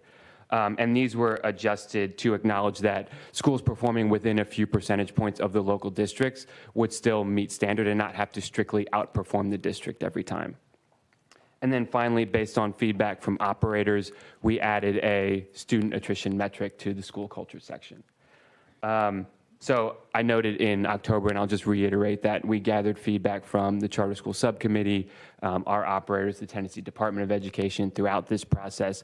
And in our charter agreements, we can make adjustments to the performance framework based on changes to state accountability, so we do not have to amend any charter agreements. And I'd be happy to answer any questions. Okay, we have Wendy. So, thank you. Mike. Oh, Mike has a question. Good. You want to? It's just me. So thank you guys for this work. I just have one question on the 1 year, like when it's their first year, the rationale behind absolute achievement being such a high percentage. And the reason I ask that is, as you know, charter schools historically serve students who are averaging about 2 years behind, right? And so growth, in my mind, that first year, growth is going to show a lot more about what the school is doing than absolute achievement. So I just wanted to sort of... Right, and so we based our first year metric largely off of what is in the A through F framework and what they're going to continue to be scored on going forward. So we felt that the weighting that we could come up with for those three metrics most mirrored what they're going to continually be assessed against once they get an A through F rating in the following years. And I will just also add that based on feedback from operators, we did increase the growth percentage on this version that you're seeing. Okay, great. That's my only concern. Okay. Other questions? Yeah, Mike. This is in general, not specific to this, but how is attendance defined as what is the metric of attendance? The chronic absenteeism metric? Yeah. Is the percentage of students missing 10% or more of school days. Okay. And if 10%, so a pandemic, I was trying to figure out what would be if there's not any distinction between excused absences and non-excused absence if somebody has surgery or something. is out quite a bit, but 10% is quite a number. So thank you. Okay, other questions, comments? Is there a motion to approve on final reading? So moved. Got a motion, Wendy, got a second? Second, Gordon. Any discussion? Okay, all in favor say aye. Aye. Any opposed? Motion is approved. We'll move now to item O. Amy. Pledge of Allegiance policy. Yes, sir. Good morning, Mr. Chairman and members. This policy governs the recitation of the Pledge of Allegiance in public school classrooms and also the appropriate display of the flag in public school classrooms. The board approved this policy on first reading in October, and in doing so affirmed the importance of civic engagement in our schools. This policy was provided to the Attorney General's office in accordance with the relevant section of TCA, and we do not have any changes. We also want to thank our colleagues at the Department of Education's policy team. This was part of our ongoing policy audit and was one that hadn't been reviewed in a little while, so we're very happy to bring you this update. Let me know if you have any questions. Okay, questions? I've got one, Mr. Chairman. I don't know if this has to be officially amended or if it can just be simply changed. But number 1B, at the time designated by the local school board, students shall stand and recite the Pledge of Allegiance. And then in C, it says no student shall be compelled to recite the Pledge of Allegiance. In my mind, that just seems very contradictory, but just between the 2 points right beside each other, to say that every student shall do it, and then to say that we cannot compel them. I don't know if maybe B should read should or may, but that's just kind of one small thing I was reading through here and I saw that, and that just kind of conflicts in my mind, and I think it would be more understanding and clearer if the wording was changed just a little bit. I'm open to that change. Do members have further comments? And that would be on item. That would be on item B, changing that first shall, students shall stand and recite the pledge, to students should stand and recite the pledge. The two lawyers on this end of the room are embarrassed we didn't. Maybe you ought to go to law school instead of planning. Okay, make a motion to... Mr. Chairman? Okay. I move to amend the Pledge of Allegiance policy at 1B by striking out the word shall and inserting the word should. Okay, is there a second? Got a second? Any discussion? My only question is that still going to be in compliance with the statute? Okay, I'm seeing a nod in the room, so no further questions. Okay, any other discussion? Okay, all in favor of that amendment, say aye. Aye. Any opposed? Okay, now that passes. We'll vote on the motion. So is there a motion that we approve item, what is it? Item O? Yeah, item O. So moved. Got a motion? Second? Got a second? Okay, any discussion? Okay, all in favor say aye. Aye. Any opposed? Motion is approved. Thank you, Aiden. Okay, we'll move to item T, board meeting policy. Nathan. Yes, sir. Thank you, Mr. Chairman.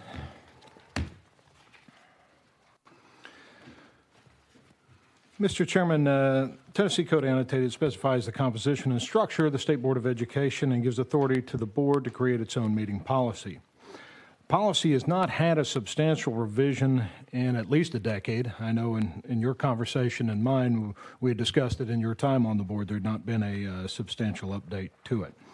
In response to members' concerns and in concert with you, sir, the State Board staff has made proposed changes to bring clarity to the policy. This policy effectively defines how the State Board conducts its business and helps define the prerogatives of the board and its members, both explicit and inherent. For any other body, they would be called the rules of order. But because we are a rule-making body, this is a policy. To refine and revise this policy, the chairman directed the staff to oversee a rewrite to help clarify and to help define the norms of this institution into the future. I will take it piece by piece, and I know you want to make this a discussion of the whole body. Mr. Chairman, the State Board of Education staff recommends approval of this item pending discussion and such amendments as the body may desire. The first major change, and I know you all have reviewed it, so I'm going to just call attention to the changes that have been made. If you look under 1 Meetings B, special called meetings, what we had before was a section that gave every member the prerogative to call a special called meeting. But of course, you can't call each other about board business. So there was no way that you could actually create a quorum of members, which was required under the previous rule, or that is to say policy. So this sets out a process for members to request a special meeting without violating the Sunshine Law. The next section, I think, where there was any considerable change, that is to say, more clearly defines the electronic participation. That's down in Section E. I would also draw your attention to Section F, where it says suspension of the rules. Remember, that refers to policy. So under Section F, it says suspension of the rules. A quorum of the State Board may agree to suspend portions of this policy by a majority vote of the members present. Several of you, including Ms. Kim, have served on public bodies before. Some bodies decide that it's by majority vote and some by 2/3 majority vote. In individual conversations, most of you seemed amenable to the idea of suspension of this policy by majority at the time, though it is entirely up to you if you'd like to change that. Under Section 2, election of officers. This is actually a matter that's codified in law. The law sets out that the chairman's term is 4 years. And it is actually a throwback to the creation of the modern State Board of Education when members were appointed for 9 years at a time, and the chairman's term was set out for 4 years. Well, as it is now, your terms are 5 years at a time when appointed for a full term, and so the 4-year term is actually somewhat lengthy. So we actually have a bill that's going to be making its way through the General Assembly to set the chairman's term at 2 years, but it has not yet been enacted. So this sets the election of the chair and vice chair at today's meeting and every 4 years thereafter. Upon the passage of the legislation to change that to a 2-year term, we would come back and update this policy. The development of the agenda, that is to say, Section 3, is effectively the restatement of the old rule. The next piece was on consent agendas, and this was done very specifically at the chairman's request. The consent agenda section just lays out exactly what consent agendas are and how they are most likely to be used. Remember that rules of order are created to protect the prerogatives of the body, but not necessarily to answer every question. You all are very much the judge of your own actions, and this set of rules are designed to explain that. We had some question about the third paragraph under consent agendas. A consent agenda can only consist of similarly situated items. For instance, it is appropriate to have a final reading consent agenda or a resolutions consent agenda, but no consent agenda can be used to pass items on first reading along with items on final reading on the same consent agenda. That's just to make it clear you wouldn't have those things mixed together on one. This next item has certainly had some discussion, and I know, Mr. Chairman, you'll want to entertain discussion on this. The distributing agenda materials prior to board meetings. Agenda materials shall be sent to the State Board members at least 2 weeks prior to the meeting. Copies of the agenda materials will be available for other appropriate parties on the State Board's website. This requires our staff to get materials to members 2 weeks in advance. Of course, you all serve with no pay. You all have a great many things to do, and your staff absolutely strives to get this out to you on time. Mr. Chairman, I don't know if you want to take up discussion of this or if you'd like me to keep going through. Let's go ahead and address the next item, and then we'll let me Come talk back to about that one. both of those together. Very good, sir. The next one is the consideration of materials by board staff and preparation of materials for members.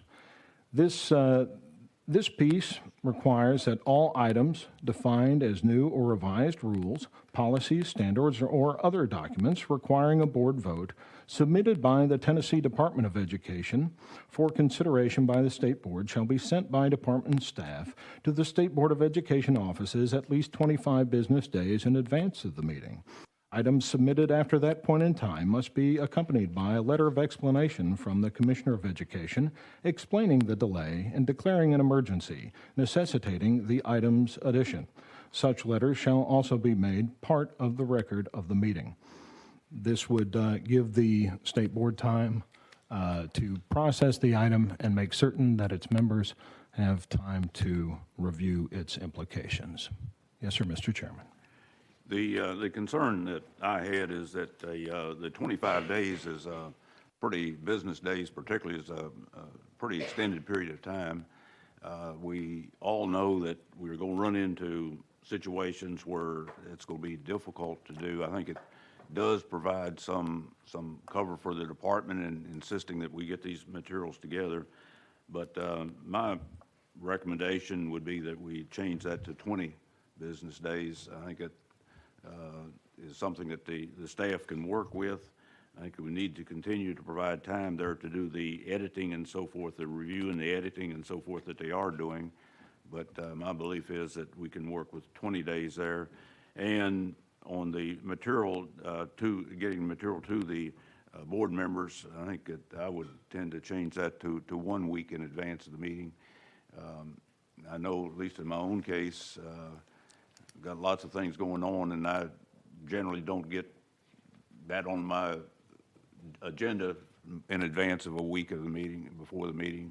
So kind of making those two things, they kind of work together, and I believe that that would be an appropriate change to the policy that you've seen. Wendy? Just continuing my trend of being difficult.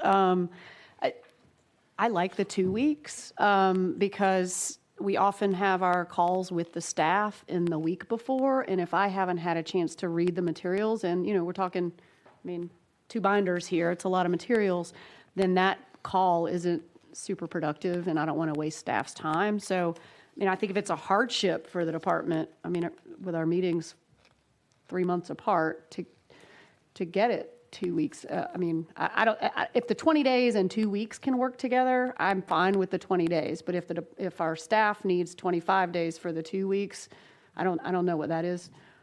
And I see Lillian shaking her head yes as well. I agree 100%.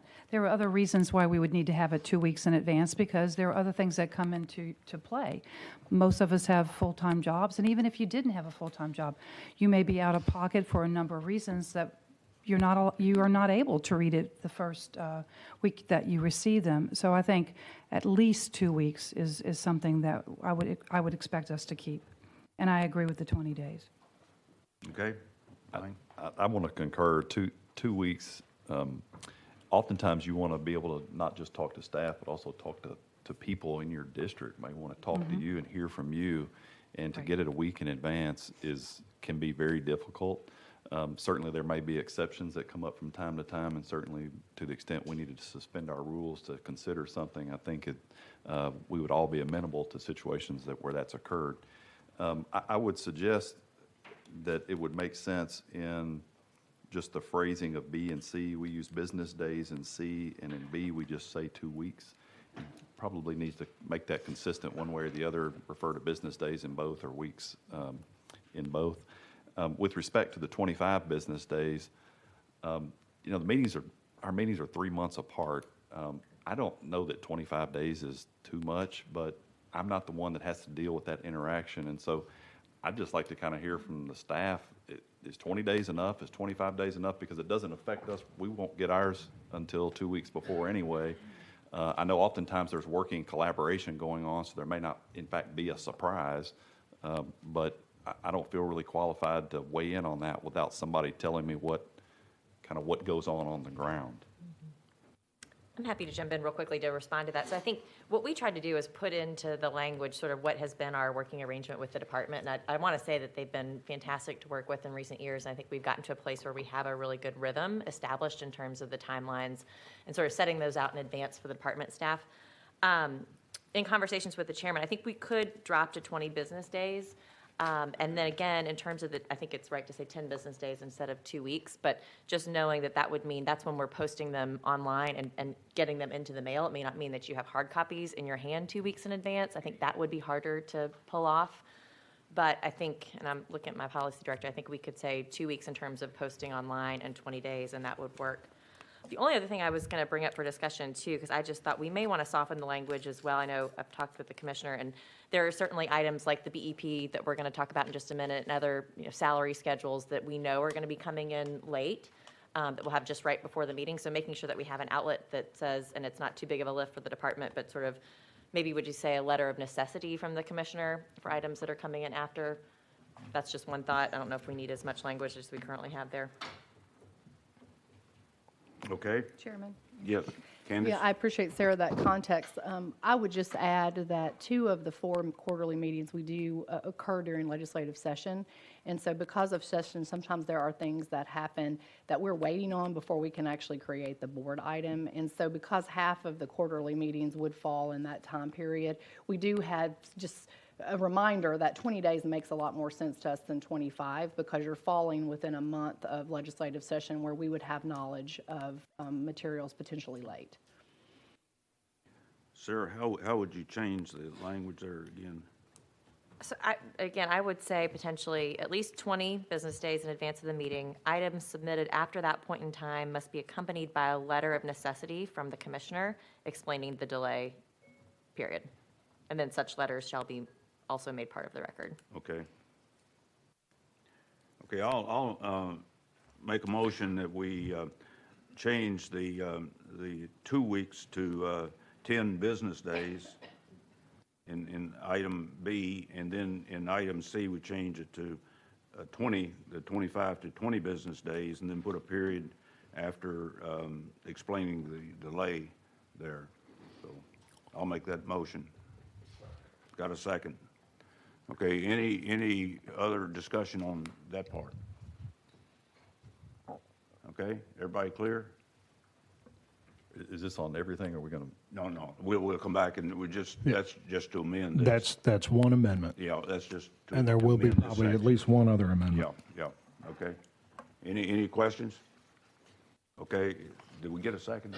Yeah, I got it, yeah, Mike. Okay, any other discussion? Okay, all in favor of the amendment here, say aye. Any opposed? Okay, Nathan? Okay, moving on to number 4 on voting, actually, and I believe there probably needs to be an amendment added here. So procedure on voting, one of the things you and I talked about, Mr. Chairman, was I know we like to use the unanimous consent quite a bit. Procedure on voting, every measure or resolution adopted by the board will be taken by roll call or by unanimous consent, and that needs to be adopted to add a comma and then say, or by call of the ayes and nays. So we just need to add or by call of the ayes and nays, because you don't need to have just by unanimous consent or by roll call, because obviously most things you're doing unanimous consent, but occasionally you'll have a member that votes no, but you won't want to necessarily have to call the roll on that.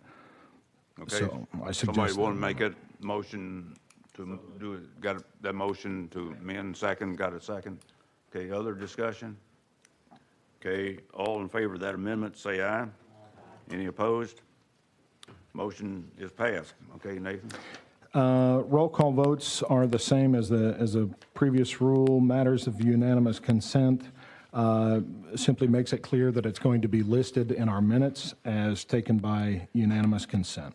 So that moves us down to the minutes.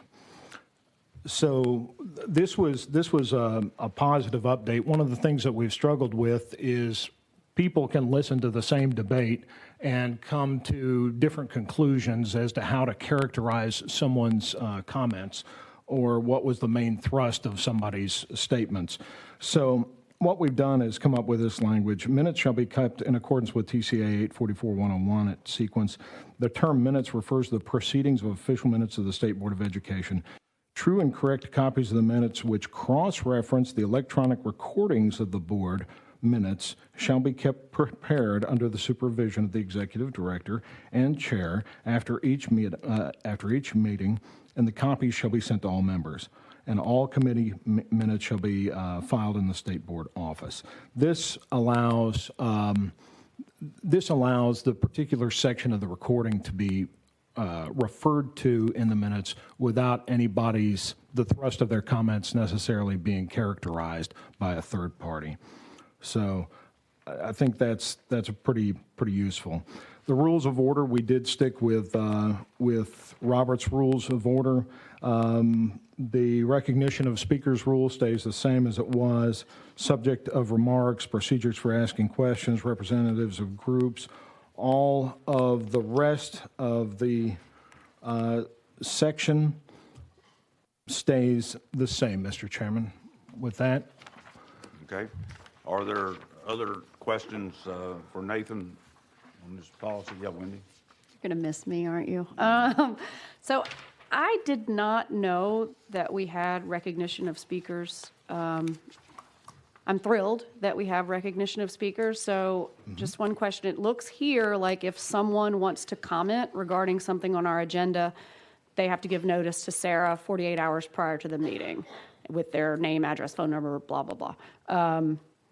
And then they get to speak. It doesn't limit that in any way. If recognized by the chair. There are other, frankly, there's a number of different models used by various state boards across the country, and some of them find themselves doing nothing but holding public hearings. I'd be good with. But the tradition of this body is to make it a prerogative of the body and of the chair. So, but it doesn't. To me, I don't read this to say that. Oh, no person, committee, or delegation not on the agenda shall be heard unless recognized by the chair. By the chair, yes, ma'am. So if I'm just somebody who is passionate about some issue on our agenda and I see this, I don't really know what that means. In practice, I'll just say what we have done is that, again, if I get an email or someone has indicated that they want to speak at the meeting, then as long as it's 48 hours before the meeting, I notify Fielding of the request and we discuss, and he kind of decides whether, kind of given time consideration and the topic, whether he'll recognize that person. I can kind of give them a heads up as to whether they are likely to be recognized to speak. That's how it's been in practice. Certainly, again, this is like other parts of this policy open for your all's thoughts and comments. Now remember, there's another portion of this that says any portion of this policy is suspended by a majority vote of you all. Every bit of this is subject to a majority vote, and it gives you, frankly, that gives you as much flexibility as you could ask for. And my only thought about what the practice is that I wouldn't know if people contacted you, say, and it didn't happen, I don't think, if a group of parents contacted you and wanted to be heard today on the IEP thing, and you contacted Fielding, and Fielding was like, no, because Wendy's going to talk for 2 hours, and we don't need to hear anybody else, which could have, logically happened. I wouldn't have even known that to suspend the rules. I'm just wondering, is this a place where we could say, I mean, is there any world where the board weighs in addition to the chair? I don't know. How that could work. That is entirely a matter of prerogative for the appointed members, and I'm going to leave it to them. Okay. Of course, the problem is you kind of have to make that decision in advance, or otherwise the people won't be here. Right. Yeah. Yeah. Via email, or I mean, I can certainly call each of you or email each of you and say. And I don't want to burden, but I'm a big fan of democracy. And I'm happy to do that. I mean, that's not a burden. We don't get that many requests, is the thing. I mean, right. It may not. And people feel strongly enough, I'm happy to reach out to each of you to see if that's something, that we have a majority consensus support for. So do we need to change? Would the change in practice, in your opinion, Nathan, require some language editing? Probably. The lawyer in me says yes. If it's your desire to say that any request to speak before the body would trigger notification of every member, then that would take a change in this. That would take an amendment, absolutely, because and that would have to be done by the staff, because you could potentially argue that discussion about that, since it's related to board business, Is a board meeting. yeah, and so couldn't be done except by staff. So again, that you couldn't call each other on that. So it would probably be useful, because, Mr. Chairman, you've been taking this on for decades at this point in time. What's your experience with it? Well, my experience with it, I don't think we've run into a problem in doing it the way we've been doing it. I don't know of any situation where that's really presented itself as a problem. And I'm reluctant to change that, and just, with the time it could be involved in making that happen and so forth, I think that could get pretty onerous. So maybe the simple solution would be to add a sentence, I lost my computer, after he or she will be representing, period, the executive director will advise members that a request has been made, period, and then no person, committee, or delegation not on the agenda shall be heard unless recognized by the chair. And then if a member was like, wait a second, I want that to be heard, they could address it with the executive director. You could suspend the rules so that there's still notice without open meetings problems and without, would that be onerous for you to just? No, that would be fine. I mean, it doesn't happen much, so I don't think that, okay, that would be my motion, would be to So the add that change would be sentence. just to notify members of the request. The executive director shall notify members of the request and then leave the rest as is. Right. May I Okay. just give an example of something that occurred today, because I think it would be appropriate for the context of this conversation. We did have the TASI board here, which is basically the administrators of special education. They were here yesterday for the workshop, and they were here today for the meeting. They would have liked to have talked, but they did not give a formal 48 hours notification. And so it was very unclear, if you're here, what would the process be? Because they certainly would have liked to have made some comment at some point. So I think that's just, to be clear, if someone shows up and they've been here 2 days and they're sitting here and they didn't realize there was a 48 hours formal notification, is there any opportunity at that point to have sort of the chair recognize them? So I think that's just a real example of something that occurred during this meeting that could give some context to the conversation. Right, and I think that's a separate issue. Right, we could waive the rule, we could have made a motion to waive the rule, but that's separate than this, right? This is if somebody notifies Sarah 48 hours ahead or more, she just lets us know, and doesn't change the rule at all, but, I mean, that would be. And the process for waiving the rule would look like what? Specifically, that would be a notification to the chairman that folks are here, and then the chairman would make the decision whether that was moving forward or not. No, any member at any point in time, under the section here called suspension of the rules, could say, I move to suspend the portion of this policy regarding this notice, and it would be subject to a majority vote. Now, as I said when I presented that, normally or quite customarily, those things are done by 2/3 majority. But what we're adopting is a simple majority. Okay? So just to be very clear about that, and so that that's on the record, most bodies will take a 2/3 majority for a suspension like that, but we are adopting a simple majority. Why? Because the custom is that when you go through the process of adopting rules of order, which is effectively what these are, that is to set the norm. This is the normal. When you understand what the rules are, you can become the master of it. This is the way the body functions. It allows predictability, and it allows you to understand something in the future instead of allowing a body to go too far in one direction or another based on whatever the whim of the moment is. And it protects, frankly, the rights of a minority on the body. Now, it's not too often that the State Board of Education has, the 5-4 issue going on, okay? So Right now is the time to decide, and so far you all have decided that a simple majority is what's necessary to suspend that. But it is customary in a democratically elected body or an appointed body to operate with a two-thirds majority for suspension. That's not where we are at this point. So Okay. do we need to go back to my amendment and vote on that? So I move to amend Section 6A, specifically after the word representing, that sentence, period, the executive director shall notify all board members of the request, period. And then go on to the no person, committee, or delegation not on the agenda shall be heard unless recognized by the chair. Okay, we got a second. Any discussion on the amendment? Okay, all in favor of the? I would just offer a friendly amendment. I think you use the word request, and I think it actually is a notification. See, this is why we have another lawyer a better lawyer on the board. Thank you. Okay.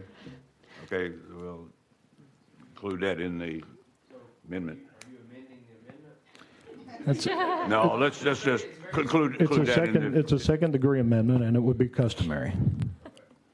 So, but you'd have to agree, or you'd have to accept the second degree amendment. I accept. She accepts, and the second accepts. Okay. Okay, any other discussion on the amendment? Okay, all in favor, say aye. Aye. Any opposed? Okay. Nathan, anything else? And no, sir, your staff recommends the adoption of this policy as amended. Is amended. Okay, is there a motion that we adopt as amended? Got a, who? Lillian? No, it was down here first. All right, I apologize. I actually have something to share on this. So if you want, I apologize, this was late. We were having a conversation via email with your Elizabeth as well on this. If you go back up to where we were discussing the number of days, I'm sorry, I'm going to scroll all the way back up. This is C. So letter C under number 3, it was the consideration of materials by board staff and preparation of materials for members. I believe Sarah had indicated that we would put a period after the word delay in the next to the last sentence. We would actually recommend a slightly different statement just because it would clarify the way this works. Because if we take out the last sentence, then we could have a little bit more informality potentially on what we do. So we would recommend some version, and I will read it for the record. Items submitted after that point in time must be accompanied by a statement of necessity from the commissioner or his or her designee. The board staff may delay items submitted late to the next board meeting if the board determines that the statement of necessity does not warrant the item being included in the agenda. So we would include that after, basically, it's after the period in advance of the meeting period, and then all of the rest, from items all the way down to the very end of that, would be now replaced with what I just read. Can you read that again? Yeah. I can. I apologize. Items submitted after that point in time must be accompanied by a statement of necessity from the commissioner or his or her designee. The board staff may delay items submitted late to the next board meeting if the board determines that the statement of necessity does not warrant the item being included in the agenda. And the reason for that change is that it does allow a bit more flexibility on if it's not a letter that's actually being included with the board minutes or with the actual board agenda, then it seems like there could be a little more informality in how that actually is processed. Okay. Because that's actually what we do now. So right now, if there's something that is actually coming in some kind of fashion after the number of days, then our board liaison, Elizabeth Fives, actually has the conversation with the state board through an email exchange, through another type of exchange that's in writing. But ultimately, that's how we're making a decision now on whether that moves forward or not. Okay. Is, Just on that language, I have been going back and forth with Elizabeth Fives on that.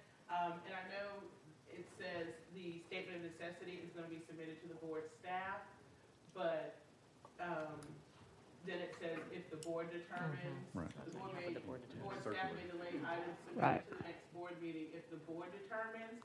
But but I think that might need to be board staff because Correct. it's not going to reach That's y'all correct. yet at that point. And again, to be the difficult person on the board, I mean, I think the whole point of these rules is to put some formality into this, right? And so I get being flexible and having this out, but I do think there needs to be some part of the record that says this is what happened and this is why it's late. So that last sentence, that needs to be changed from letters to correspondence or whatever to be consistent with what you said, but I do think having that made part of the record of the meeting, to me, formalizes what we're doing. Well, I think- I was assuming we were taking out, it was a part of the record of the meeting, which is why if we actually are not taking that out, then what I just said is irrelevant. We were trying to figure out a way that you would have something in writing, which is what we already do. It's an email exchange from either me or from our designee, which would be Elizabeth Fivash, who serves as our liaison to the board. So that was the piece, if we could create slight more flexibility there. If it is not part of the record of the meeting, it's already in writing. So there's already an exchange that's happening requesting the addition. Right, but not to the board members. I think that's the whole point of, is that the point of having it a part of the meeting record? I mean, I'm not trying to be difficult, but if we're trying to formalize a process, we should be formal with the process. I assume that was actually happening with, in particular, the chair, that there was an exchange with the chair of adding something that was late. Well, there's a lot, we get,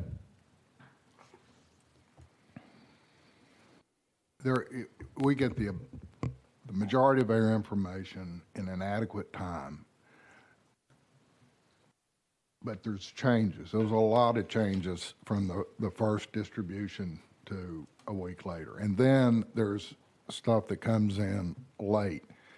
I got to tell you, unless this rule change gets us information 2 weeks in advance, except for extraordinary circumstances, I'm going to pass on it. When the issue comes up, if I haven't adequately had the time adequately to study this stuff, to talk to people and everything, I don't really have any moral obligation than to pass when it comes time for me to vote.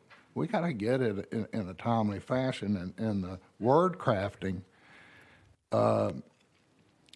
however it goes, has got to get this information in our hands without putting. Really what we're saying is we got a hard deadline now rather than one that could be construed as a convenience deadline. Okay. Does somebody want to put this into a motion, this last discussion? Mr. Chairman, you'd also have to reconsider your actions. The last action the board took was to pass it as amended. So No, we was did it not? We did not. Oh, no. did you just pass the final amendment? Yeah, we had a motion, but Okay. we did not vote on it. Yeah. Okay, what we need is, if we want to amend this last section here in accordance with this discussion, we need an amendment. Who's willing to make that? What board member is willing to make that? Okay, I hear no amendments, so we're back to where we were in terms of voting on the entire procedure. So for us, can we just hear what's currently being voted on? Because I think we may have some misinterpretation of what we're actually voting on. Where did C land in terms of language? I'll read what I have if that's helpful. Yeah. So everything sort of as is in terms of all items defined as new or revised, ... at least 20 business days in advance of the meeting, period. Items submitted after that point in time must be accompanied by a letter of necessity from the Commissioner of Education explaining the delay, period. Such letters shall also be made part of the record of the meeting. That was the last iteration I was looking at. Okay, based on that language, then we're fine. I think what we were determining, we thought you had left out the last sentence altogether, and so if that was going to be the case, then we could create a different type of process, but with that language, this is Does that work? Okay. Okay, good. Okay, we're back to voting on the entire process as amended. We have a motion, have a second. Is there additional discussion? Was there a second? Yes. Okay. Can we read that one more time? I'm sorry. Sure. So again, all items, at least 20 business days in advance of the meeting, period. Items submitted after that point in time must be accompanied by a letter of necessity from the Commissioner of Education explaining the delay. Such letters shall also be made part of the record of the meeting. Okay? Everybody clear? Okay, all in favor? Motion to approve as amended, say aye. Aye. Any opposed? Okay, motion is passed. Thank you. Thank you, Nathan. You already got the next item. Thank you, Mr. Chairman. Hopefully this one will be easier. Yes, sir. Mr. Chairman, I received a delightful call from our partners at the Department of Education, and so this one will be of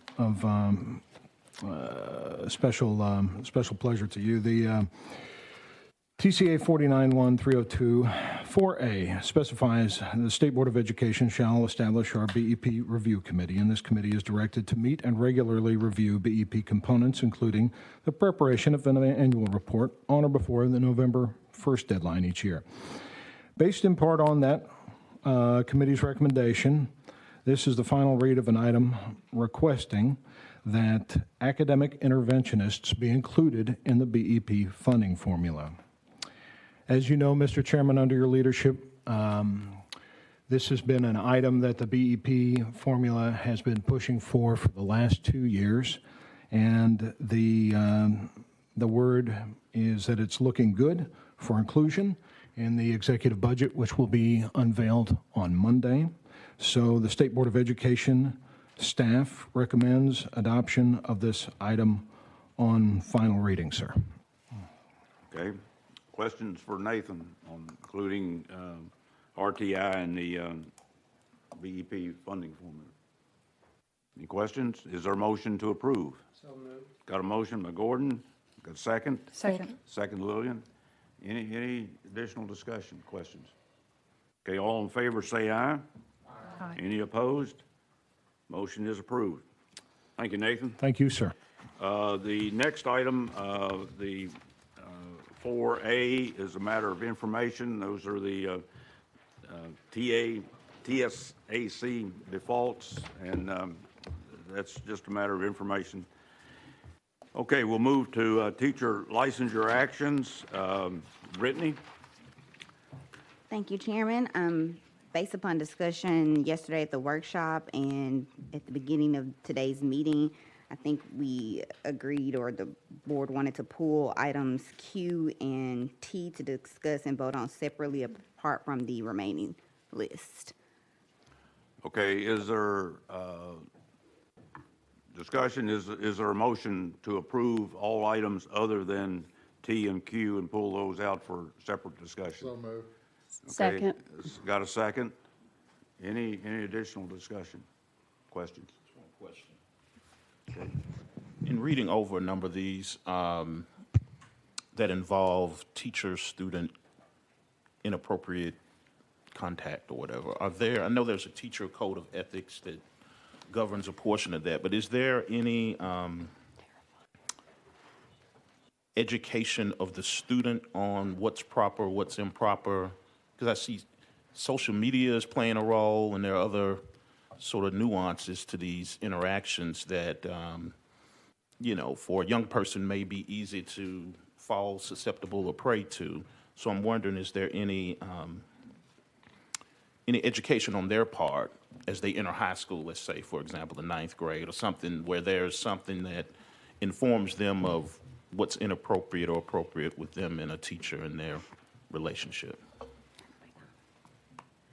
Chairman, if I may be recognized Okay. to answer this question. Sure. If it's okay, I'll answer that question. Brittany's still relatively new to the board in education work, but in the wellness standards, there are certain content areas that cover, sexual awareness and improper touching and, how to report, signs of abuse and healthy relationships and things of that nature. And I do believe there is some legislation that would reinforce that sexual awareness in students and educating them on improper touching and things of that nature. So there is a component currently now in the health and wellness standards, and there could be more depending on the bills that are now pending. I'm thinking specifically related to their teachers and administrators, those folks that are in the building with them every day. No, I don't think, not any directly related to teachers and administrators. I think it's just a general of all adults and, people that the child might interact with. Okay. Well, that's a concern of mine, just reading through these over the 6 months that I've been on the board. There's clearly a problem. And I know the onus is really on the teacher and the adult in the situation, but, once you enter into, approaching adulthood, I think students should be educated on, what's appropriate and inappropriate with those interactions and relationships. Absolutely. And can I echo what I think what Daryl's saying is that clearly if a teacher is willing to cross a line, then the ethical policy doesn't matter. And to the extent there are some bright line rules for students, if the idea is to prevent it and stop it, if a kid knew, hey, my teacher's texting me, that's wrong, they then can report it, but otherwise they may not know that it's wrong. And you get into some I guess, gray areas where if you have a coach that texts his team and says, hey, practice is at 3 instead of 4, that's one thing. And I'm not sure what the answer is, but it strikes me that if students knew on the front end when they went into 9th grade that, hey, if this happens, it is wrong and you should report it, it's not to put the onus on the kid, obviously. It's not to hold them accountable for it, but it may prevent some of these situations from occurring in the first place. Okay. Other questions or discussion? In line with that, what both Daryl and Lang's talking about, how does that need some sort of action to start moving that forward to become practice in public schools? I'm happy to jump in too. So as Elizabeth indicated, we've been having pretty extensive conversations about, the OREA put out a report about sexual misconduct of educators recently. So we've been talking with legislators, both in the House Education Committee and the Senate Education Committee, about what other parameters the board needs to enforce what we think are best practices in keeping students safe. And this has come up specifically. So I think what we could do is two things. I think let's see what is filed pending the conversations we've had with legislators, which might direct us to do something of that nature in terms of educating students. And if not, I mean, certainly we just looked at health standards today, and I think Lori's potentially stepped out, who presented that, but we could come back as a board and look at the health standards and see if we need to be more explicit. I mean, we could certainly do that without any legislative action, but there may be something that directs us. So our staff will make a note, and then we can explore that, pending legislation, but either way. Mm-hmm. Candace? I know that everybody on this board, I'm sure, does probably know that, but does know this, but I just like to make sure I say things that I think could be useful if it just slipped your mind. That's what they're talking about. I think it's a great idea because, I text my FFA advisors and my coaches and stuff, and it is a fine line between, what am I asking him for just quick information or whatever, or is it becoming too friendly, too just crossing lines. And I think the student does need to know where that line is, because we've had cases just in my school that I know of players and coaches texting, and some of the things, they weren't necessarily wrong, but they were just weird. And if the kid had been informed about it, then they could have been like, I probably need to stop this. But I think the wellness, you mentioned the sexual misconduct, I think that's a great spot for, it takes one day for a teacher to tell the kids, this is what's allowed for you and your teacher as far as interaction, whether it be on a phone, on social media, whatever. It takes one day for the teacher to sit up there and tell the kids that. And Lifetime Wellness is a mandatory class for all freshmen. So I think that would be a great spot to put that in, just so that everybody is on the same playing field as knowing, where can this go and where does it have to stop. Okay. Okay, good discussion. Candace, you want? No, the only thing I would add is we are bringing K-8 computer science standards, which also have some online technology components to it. And so we'll revisit that because I think an online usage component in these standards might be really valuable to pair with what happens in the health and wellness. So we will go back and look at that as well. Okay? Good discussion. Now back to approving the items here. All items other than T and Q, we had a motion, right, in a second? Okay. Okay, Casey, could you call the roll, please?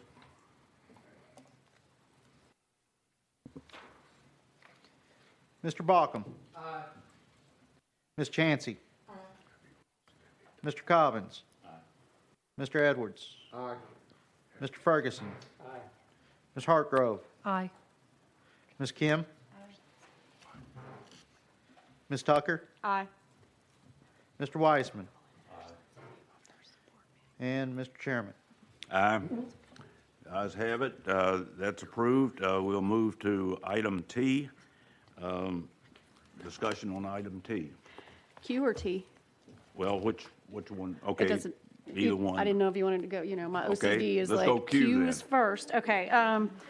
So rather than, I had a conversation with Brittany earlier this morning, rather than pull this and ask for a harsher punishment, because that's just me, I thought it made more sense to have the board vote separately on this issue, on this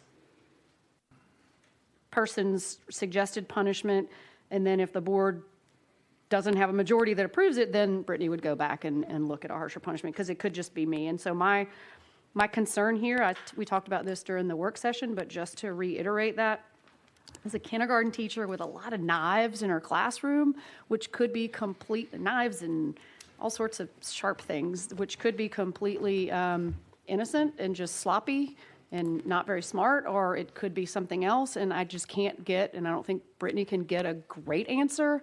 I did speak with the assistant superintendent from Hamilton County, Stacy Stewart, this morning, and she informed me she did not think that there was an intent, albeit the weapons were all in the classroom, but she did not believe that there was an intent to cause a harm. She did say that this particular educator was just very, had performance issues, and that the principal consistently was encouraging this educator to clean her classroom. It was kind of like a junkyard in her classroom, and she just struggled to keep her classroom organized, and she did think that a 2-year suspension was sufficient.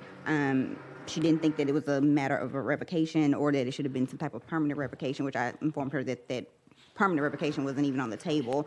She did say that she believed that through this incident, the educator did resign and doesn't believe that this educator intends on teaching any further, but it was just more so that the educator was irresponsible and not observant more than an intent to harm. That's And the no information proof. she was able to provide. No additional proof as to why the items were even there. Not a knife collector that we know of. Right. So just for my purposes, somebody will, someone may make a motion to approve the staff recommendation. I'm just not going to be able to vote for this 2-year suspension as the recommendation for this teacher. Again, it could be totally innocent, but I'm not comfortable without more facts, and it's not your fault.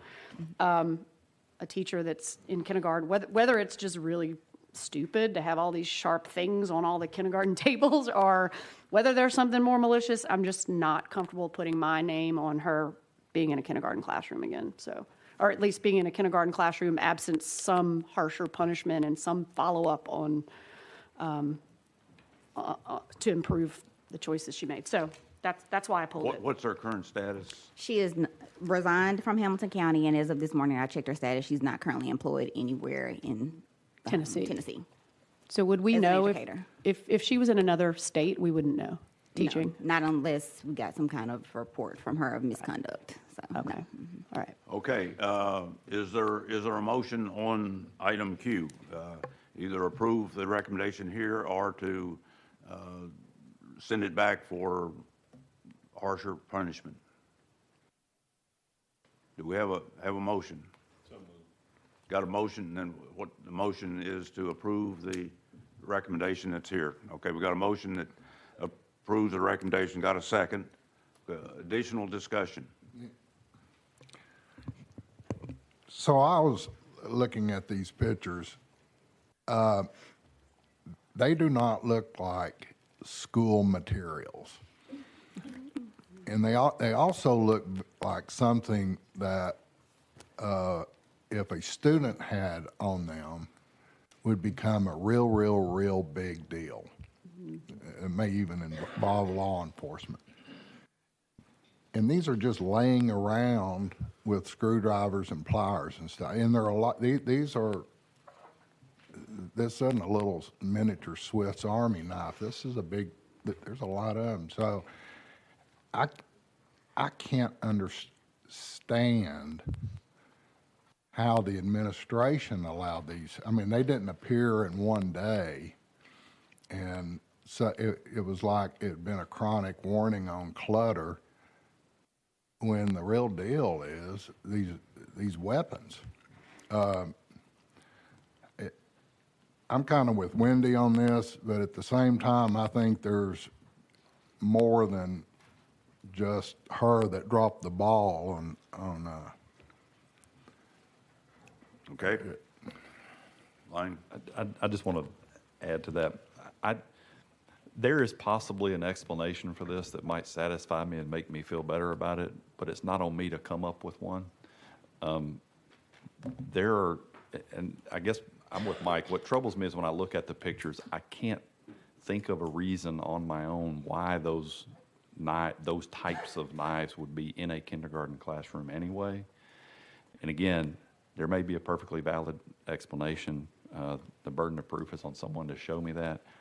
And I just, if something ever happened, I wouldn't be able to sleep at night. And I just can't get comfortable with the idea of merely suspending on this.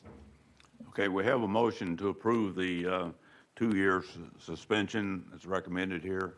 Is any additional discussion on that motion? Okay, Casey, you need to call roll, please. Mr. Baucom? Aye. Ms. Chansey? Nay. Mr. Cobbins? Aye. Mr. Edwards? No. Mr. Ferguson? No. Ms. Hargrove? No. Ms. Kim? No. Ms. Tucker? No. Mr. Wiseman? No. Mr. Ralston? No. The motion does not pass. Is there a motion that we send this back for additional recommendations? So moved. Okay, we've got a motion to send it back for additional recommendation. Is there a second? Second. Got a second. Any discussion? Okay, all in favor say aye. Aye. Any opposed? Motion is passed. We move to item T. Okay, and this is a similar situation. I didn't want to pull this and ask for harsher punishment just because I thought it wasn't enough, but so I would assume we'll have the same process where somebody, if anybody does agree with this punishment, they can make that motion. But so this is an 18-month, apparently retroactive suspension where this teacher dumped a 5-year-old's desk over, I think with the 5-year-old in it, I believe. The 5-year-old's head was hit by the desk, whether you know, accident, whatever. It certainly wouldn't have happened if the teacher hadn't dumped the 5-year-old's desk over with them in it. Parent wasn't notified. The sheriff's department apparently was notified, and then she later found out. And I get, you know, a really bad day. I have them myself, but 5-year-old dumping a desk. The school system has apparently reinstated her, so she is currently teaching. She, as of this morning, I double checked. She is currently still with Knox County Schools. She's not in the same elementary school, but she is still an educator there. And Knox County is a district that reports consistently, and so I feel like if there was additional issues with Ms. Splavins, we would have heard about it from her, from that district, based upon their reporting history. But she is currently still employed with them, yes. So, and I'm all for employment. However, this would mean she would just continue to be employed and there'd just be a flag showing that she'd been disciplined, right? Well, if I guess from my vantage point is in discussing this with educators and making sure that they're clear on what a suspension means is, yes, it will be a flag, but a suspension is, to me, far greater in the sense that they have to report that every time they go through a renewal. They have to report that every time they do an advancement of their degree. They have to, it's reported to the National Clearinghouse, which means that other states will be aware of this. So if Ms. Splavins ever tried to go to one of the other 8 states that borders Tennessee and try to get a job there, she would have to report that she had a suspension. So while she may not actually serve the suspension does carry a great discipline action, in my opinion. But obviously, the board can vote. But the retroactivity is what allows her to continue, as opposed to, for example, and I know we can't vote on a different punishment here, we just have to vote. Right. If we don't have a majority who wants this, we vote to send it back. Right. But if it was an 18-month suspension or a 1-year suspension or something from now on and requiring some version of like anger management or like an assessment to see if she needs anger management, that would be a different thing, right? Yes. Okay, so that's why I will be unable to make the motion or vote for her to just keep on keeping on after this. Okay, additional discussion? Is there a motion on item T, either to ask for more review or to approve the recommendation that's here? Motion to approve. We got a motion to approve the 18-month suspension for item T. Is there a second? Got a second, Allison? Okay, any additional discussion? Okay, Casey, if you could call the roll. And one, let me just add here, you know, one of the things that to me makes sense in this is what the local school system has decided to do here. And I think you know, they're the ones that ought to have a really good understanding of what happened, and her continued employment with the local school system says something to me about, you know, what the level of treatment should be here. Okay, Casey, call the roll, please. Mr. Baucom. Ms. Chansey. Mr. Cobbins. Mr. Edwards. Mr. Ferguson. Ms. Hartgrove. Aye. Ms. Kim. Ms. Tucker. No. Mr. Wiseman. Mr. Ralston. Aye. The ayes have it. It's approved. Okay, as we've frequently noted, you know, this is one of the more difficult things that we are required to do, but certainly appreciate everybody's involvement in that. And Brittany, certainly appreciate all your good work and cleaning up some of our backlog and getting to where we need to be on this subject. Thank you. Thank you. Okay, we'll move to item 6, election of board officers. I think, as everybody knows, my term on the State Board of Education is coming to an end here. You won't let us forget. Yeah. April 1st. So we do need to elect new officers for the board. Is there a motion to elect a new chair? So Mindy? my initial motion was to prohibit you from leaving the board, Fielding, Yeah. and I felt like I could get unanimous, other than your vote, support for that. But Here, here, I agree. after today's meeting, I thought you might not abide by that vote, and so I instead, I think there are huge shoes to fill, but I think that we have a lot of board members who would step up, but I think that Lillian has some unique skills that would make her a great board chair if you're insisting on leaving us. And so my motion is for Lillian Hartgrove to be the State Board of Education chair. Okay, we have a motion. Is there a second? Mike seconds it. Okay, other discussion? Are there other nominations? Any other nominations for board chair? Okay, if not, all in favor of the motion to elect Lillian as the chair, say aye. Aye. Aye. Any opposed? Motion is approved. Lillian, congratulations. Kind of. I need to warn you that you need to probably check with your tax attorney because of the additional compensation that comes along. I think it was 6 months ago that I was elected to be the vice chairman. At the time, Fielding asked me if I would be willing to serve, and I said, on one condition, that I do not have to be the chair. And then everybody agreed to that. And I spoke to Mike Edwards last night. He said, "You believed us?" And I truly have to say, first of all, thank you for your vote of confidence in me and selecting me to serve as the chair. And as Wendy said, we all have, but I do have big shoes to fill. And I believe it is an incredibly daunting task because this gentleman has served for 22 years. And he's been the chair for 12. Yeah. Chair for 12. I don't think I can do that. I'm getting too old already. But incredibly great works have been accomplished under his leadership. And I know that this board will work diligently with me to ensure that we carry out his legacy and that we continue to make the progress that needs to be made. I want to say something that I did not say yesterday.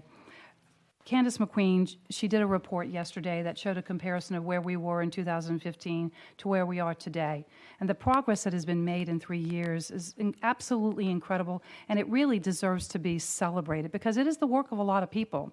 She can take all the credit, but it does take a lot of voices to be heard, first of all, to ensure that we're crafting policy and rules and standards that certainly everyone can align with, but we need to celebrate that. So let's have a party. But thank you so much. And Mr. Chairman, thank you for your service. I know we need to vote for a vice chair, but I also want to come back and ask Sarah to make some comments as well. Well, and I'm going to hold my comments a bit because, again, to the point about celebrating, we just found out, I guess it was last week, that we'd have our replacements both for Fielding and for Allison Chansey, who's coming to the end of her 5-year term as our teacher member. And we want to celebrate and recognize both of them in proper fashion, which was not possible with 4 days of planning. So at their agreement, we're going to be celebrating at our April meeting and hope that they'll both come back in an informal capacity, but to be fully recognized for their service and to really take a moment and recognize the great work and the service that they have given to our state. So I just want to note that we'll have a more full recognition of both of our members who are rolling off at the April meeting. Okay, great. Okay, we've got one other item here, and that's to elect a vice chair. And is there a motion relative to a vice chair? So I know who everybody, with the exclusion of one person, and you're looking at him right now, could really do a great job. I want to nominate Gordon. He's had, on the time he's been on the board, he's shown great presence. He schools himself. He's thoughtful, and he's that steady hand that will be a great partner for Lillian.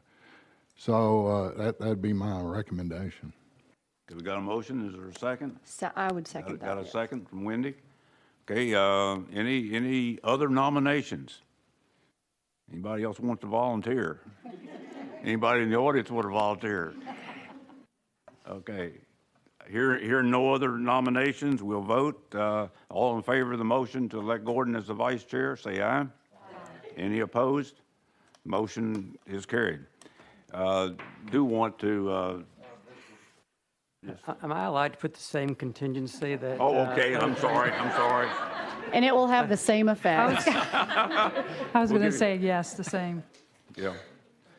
Okay. I think that concludes our business. I was just sitting here thinking, Lily mentioned 22 years, and when I was first appointed to the board, I didn't have any grandchildren.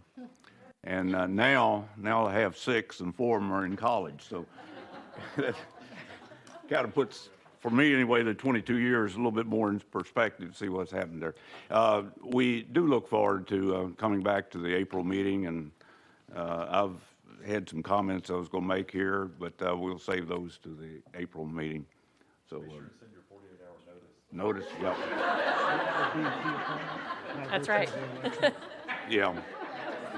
Let me note one other thing. Let me note one other thing without objection.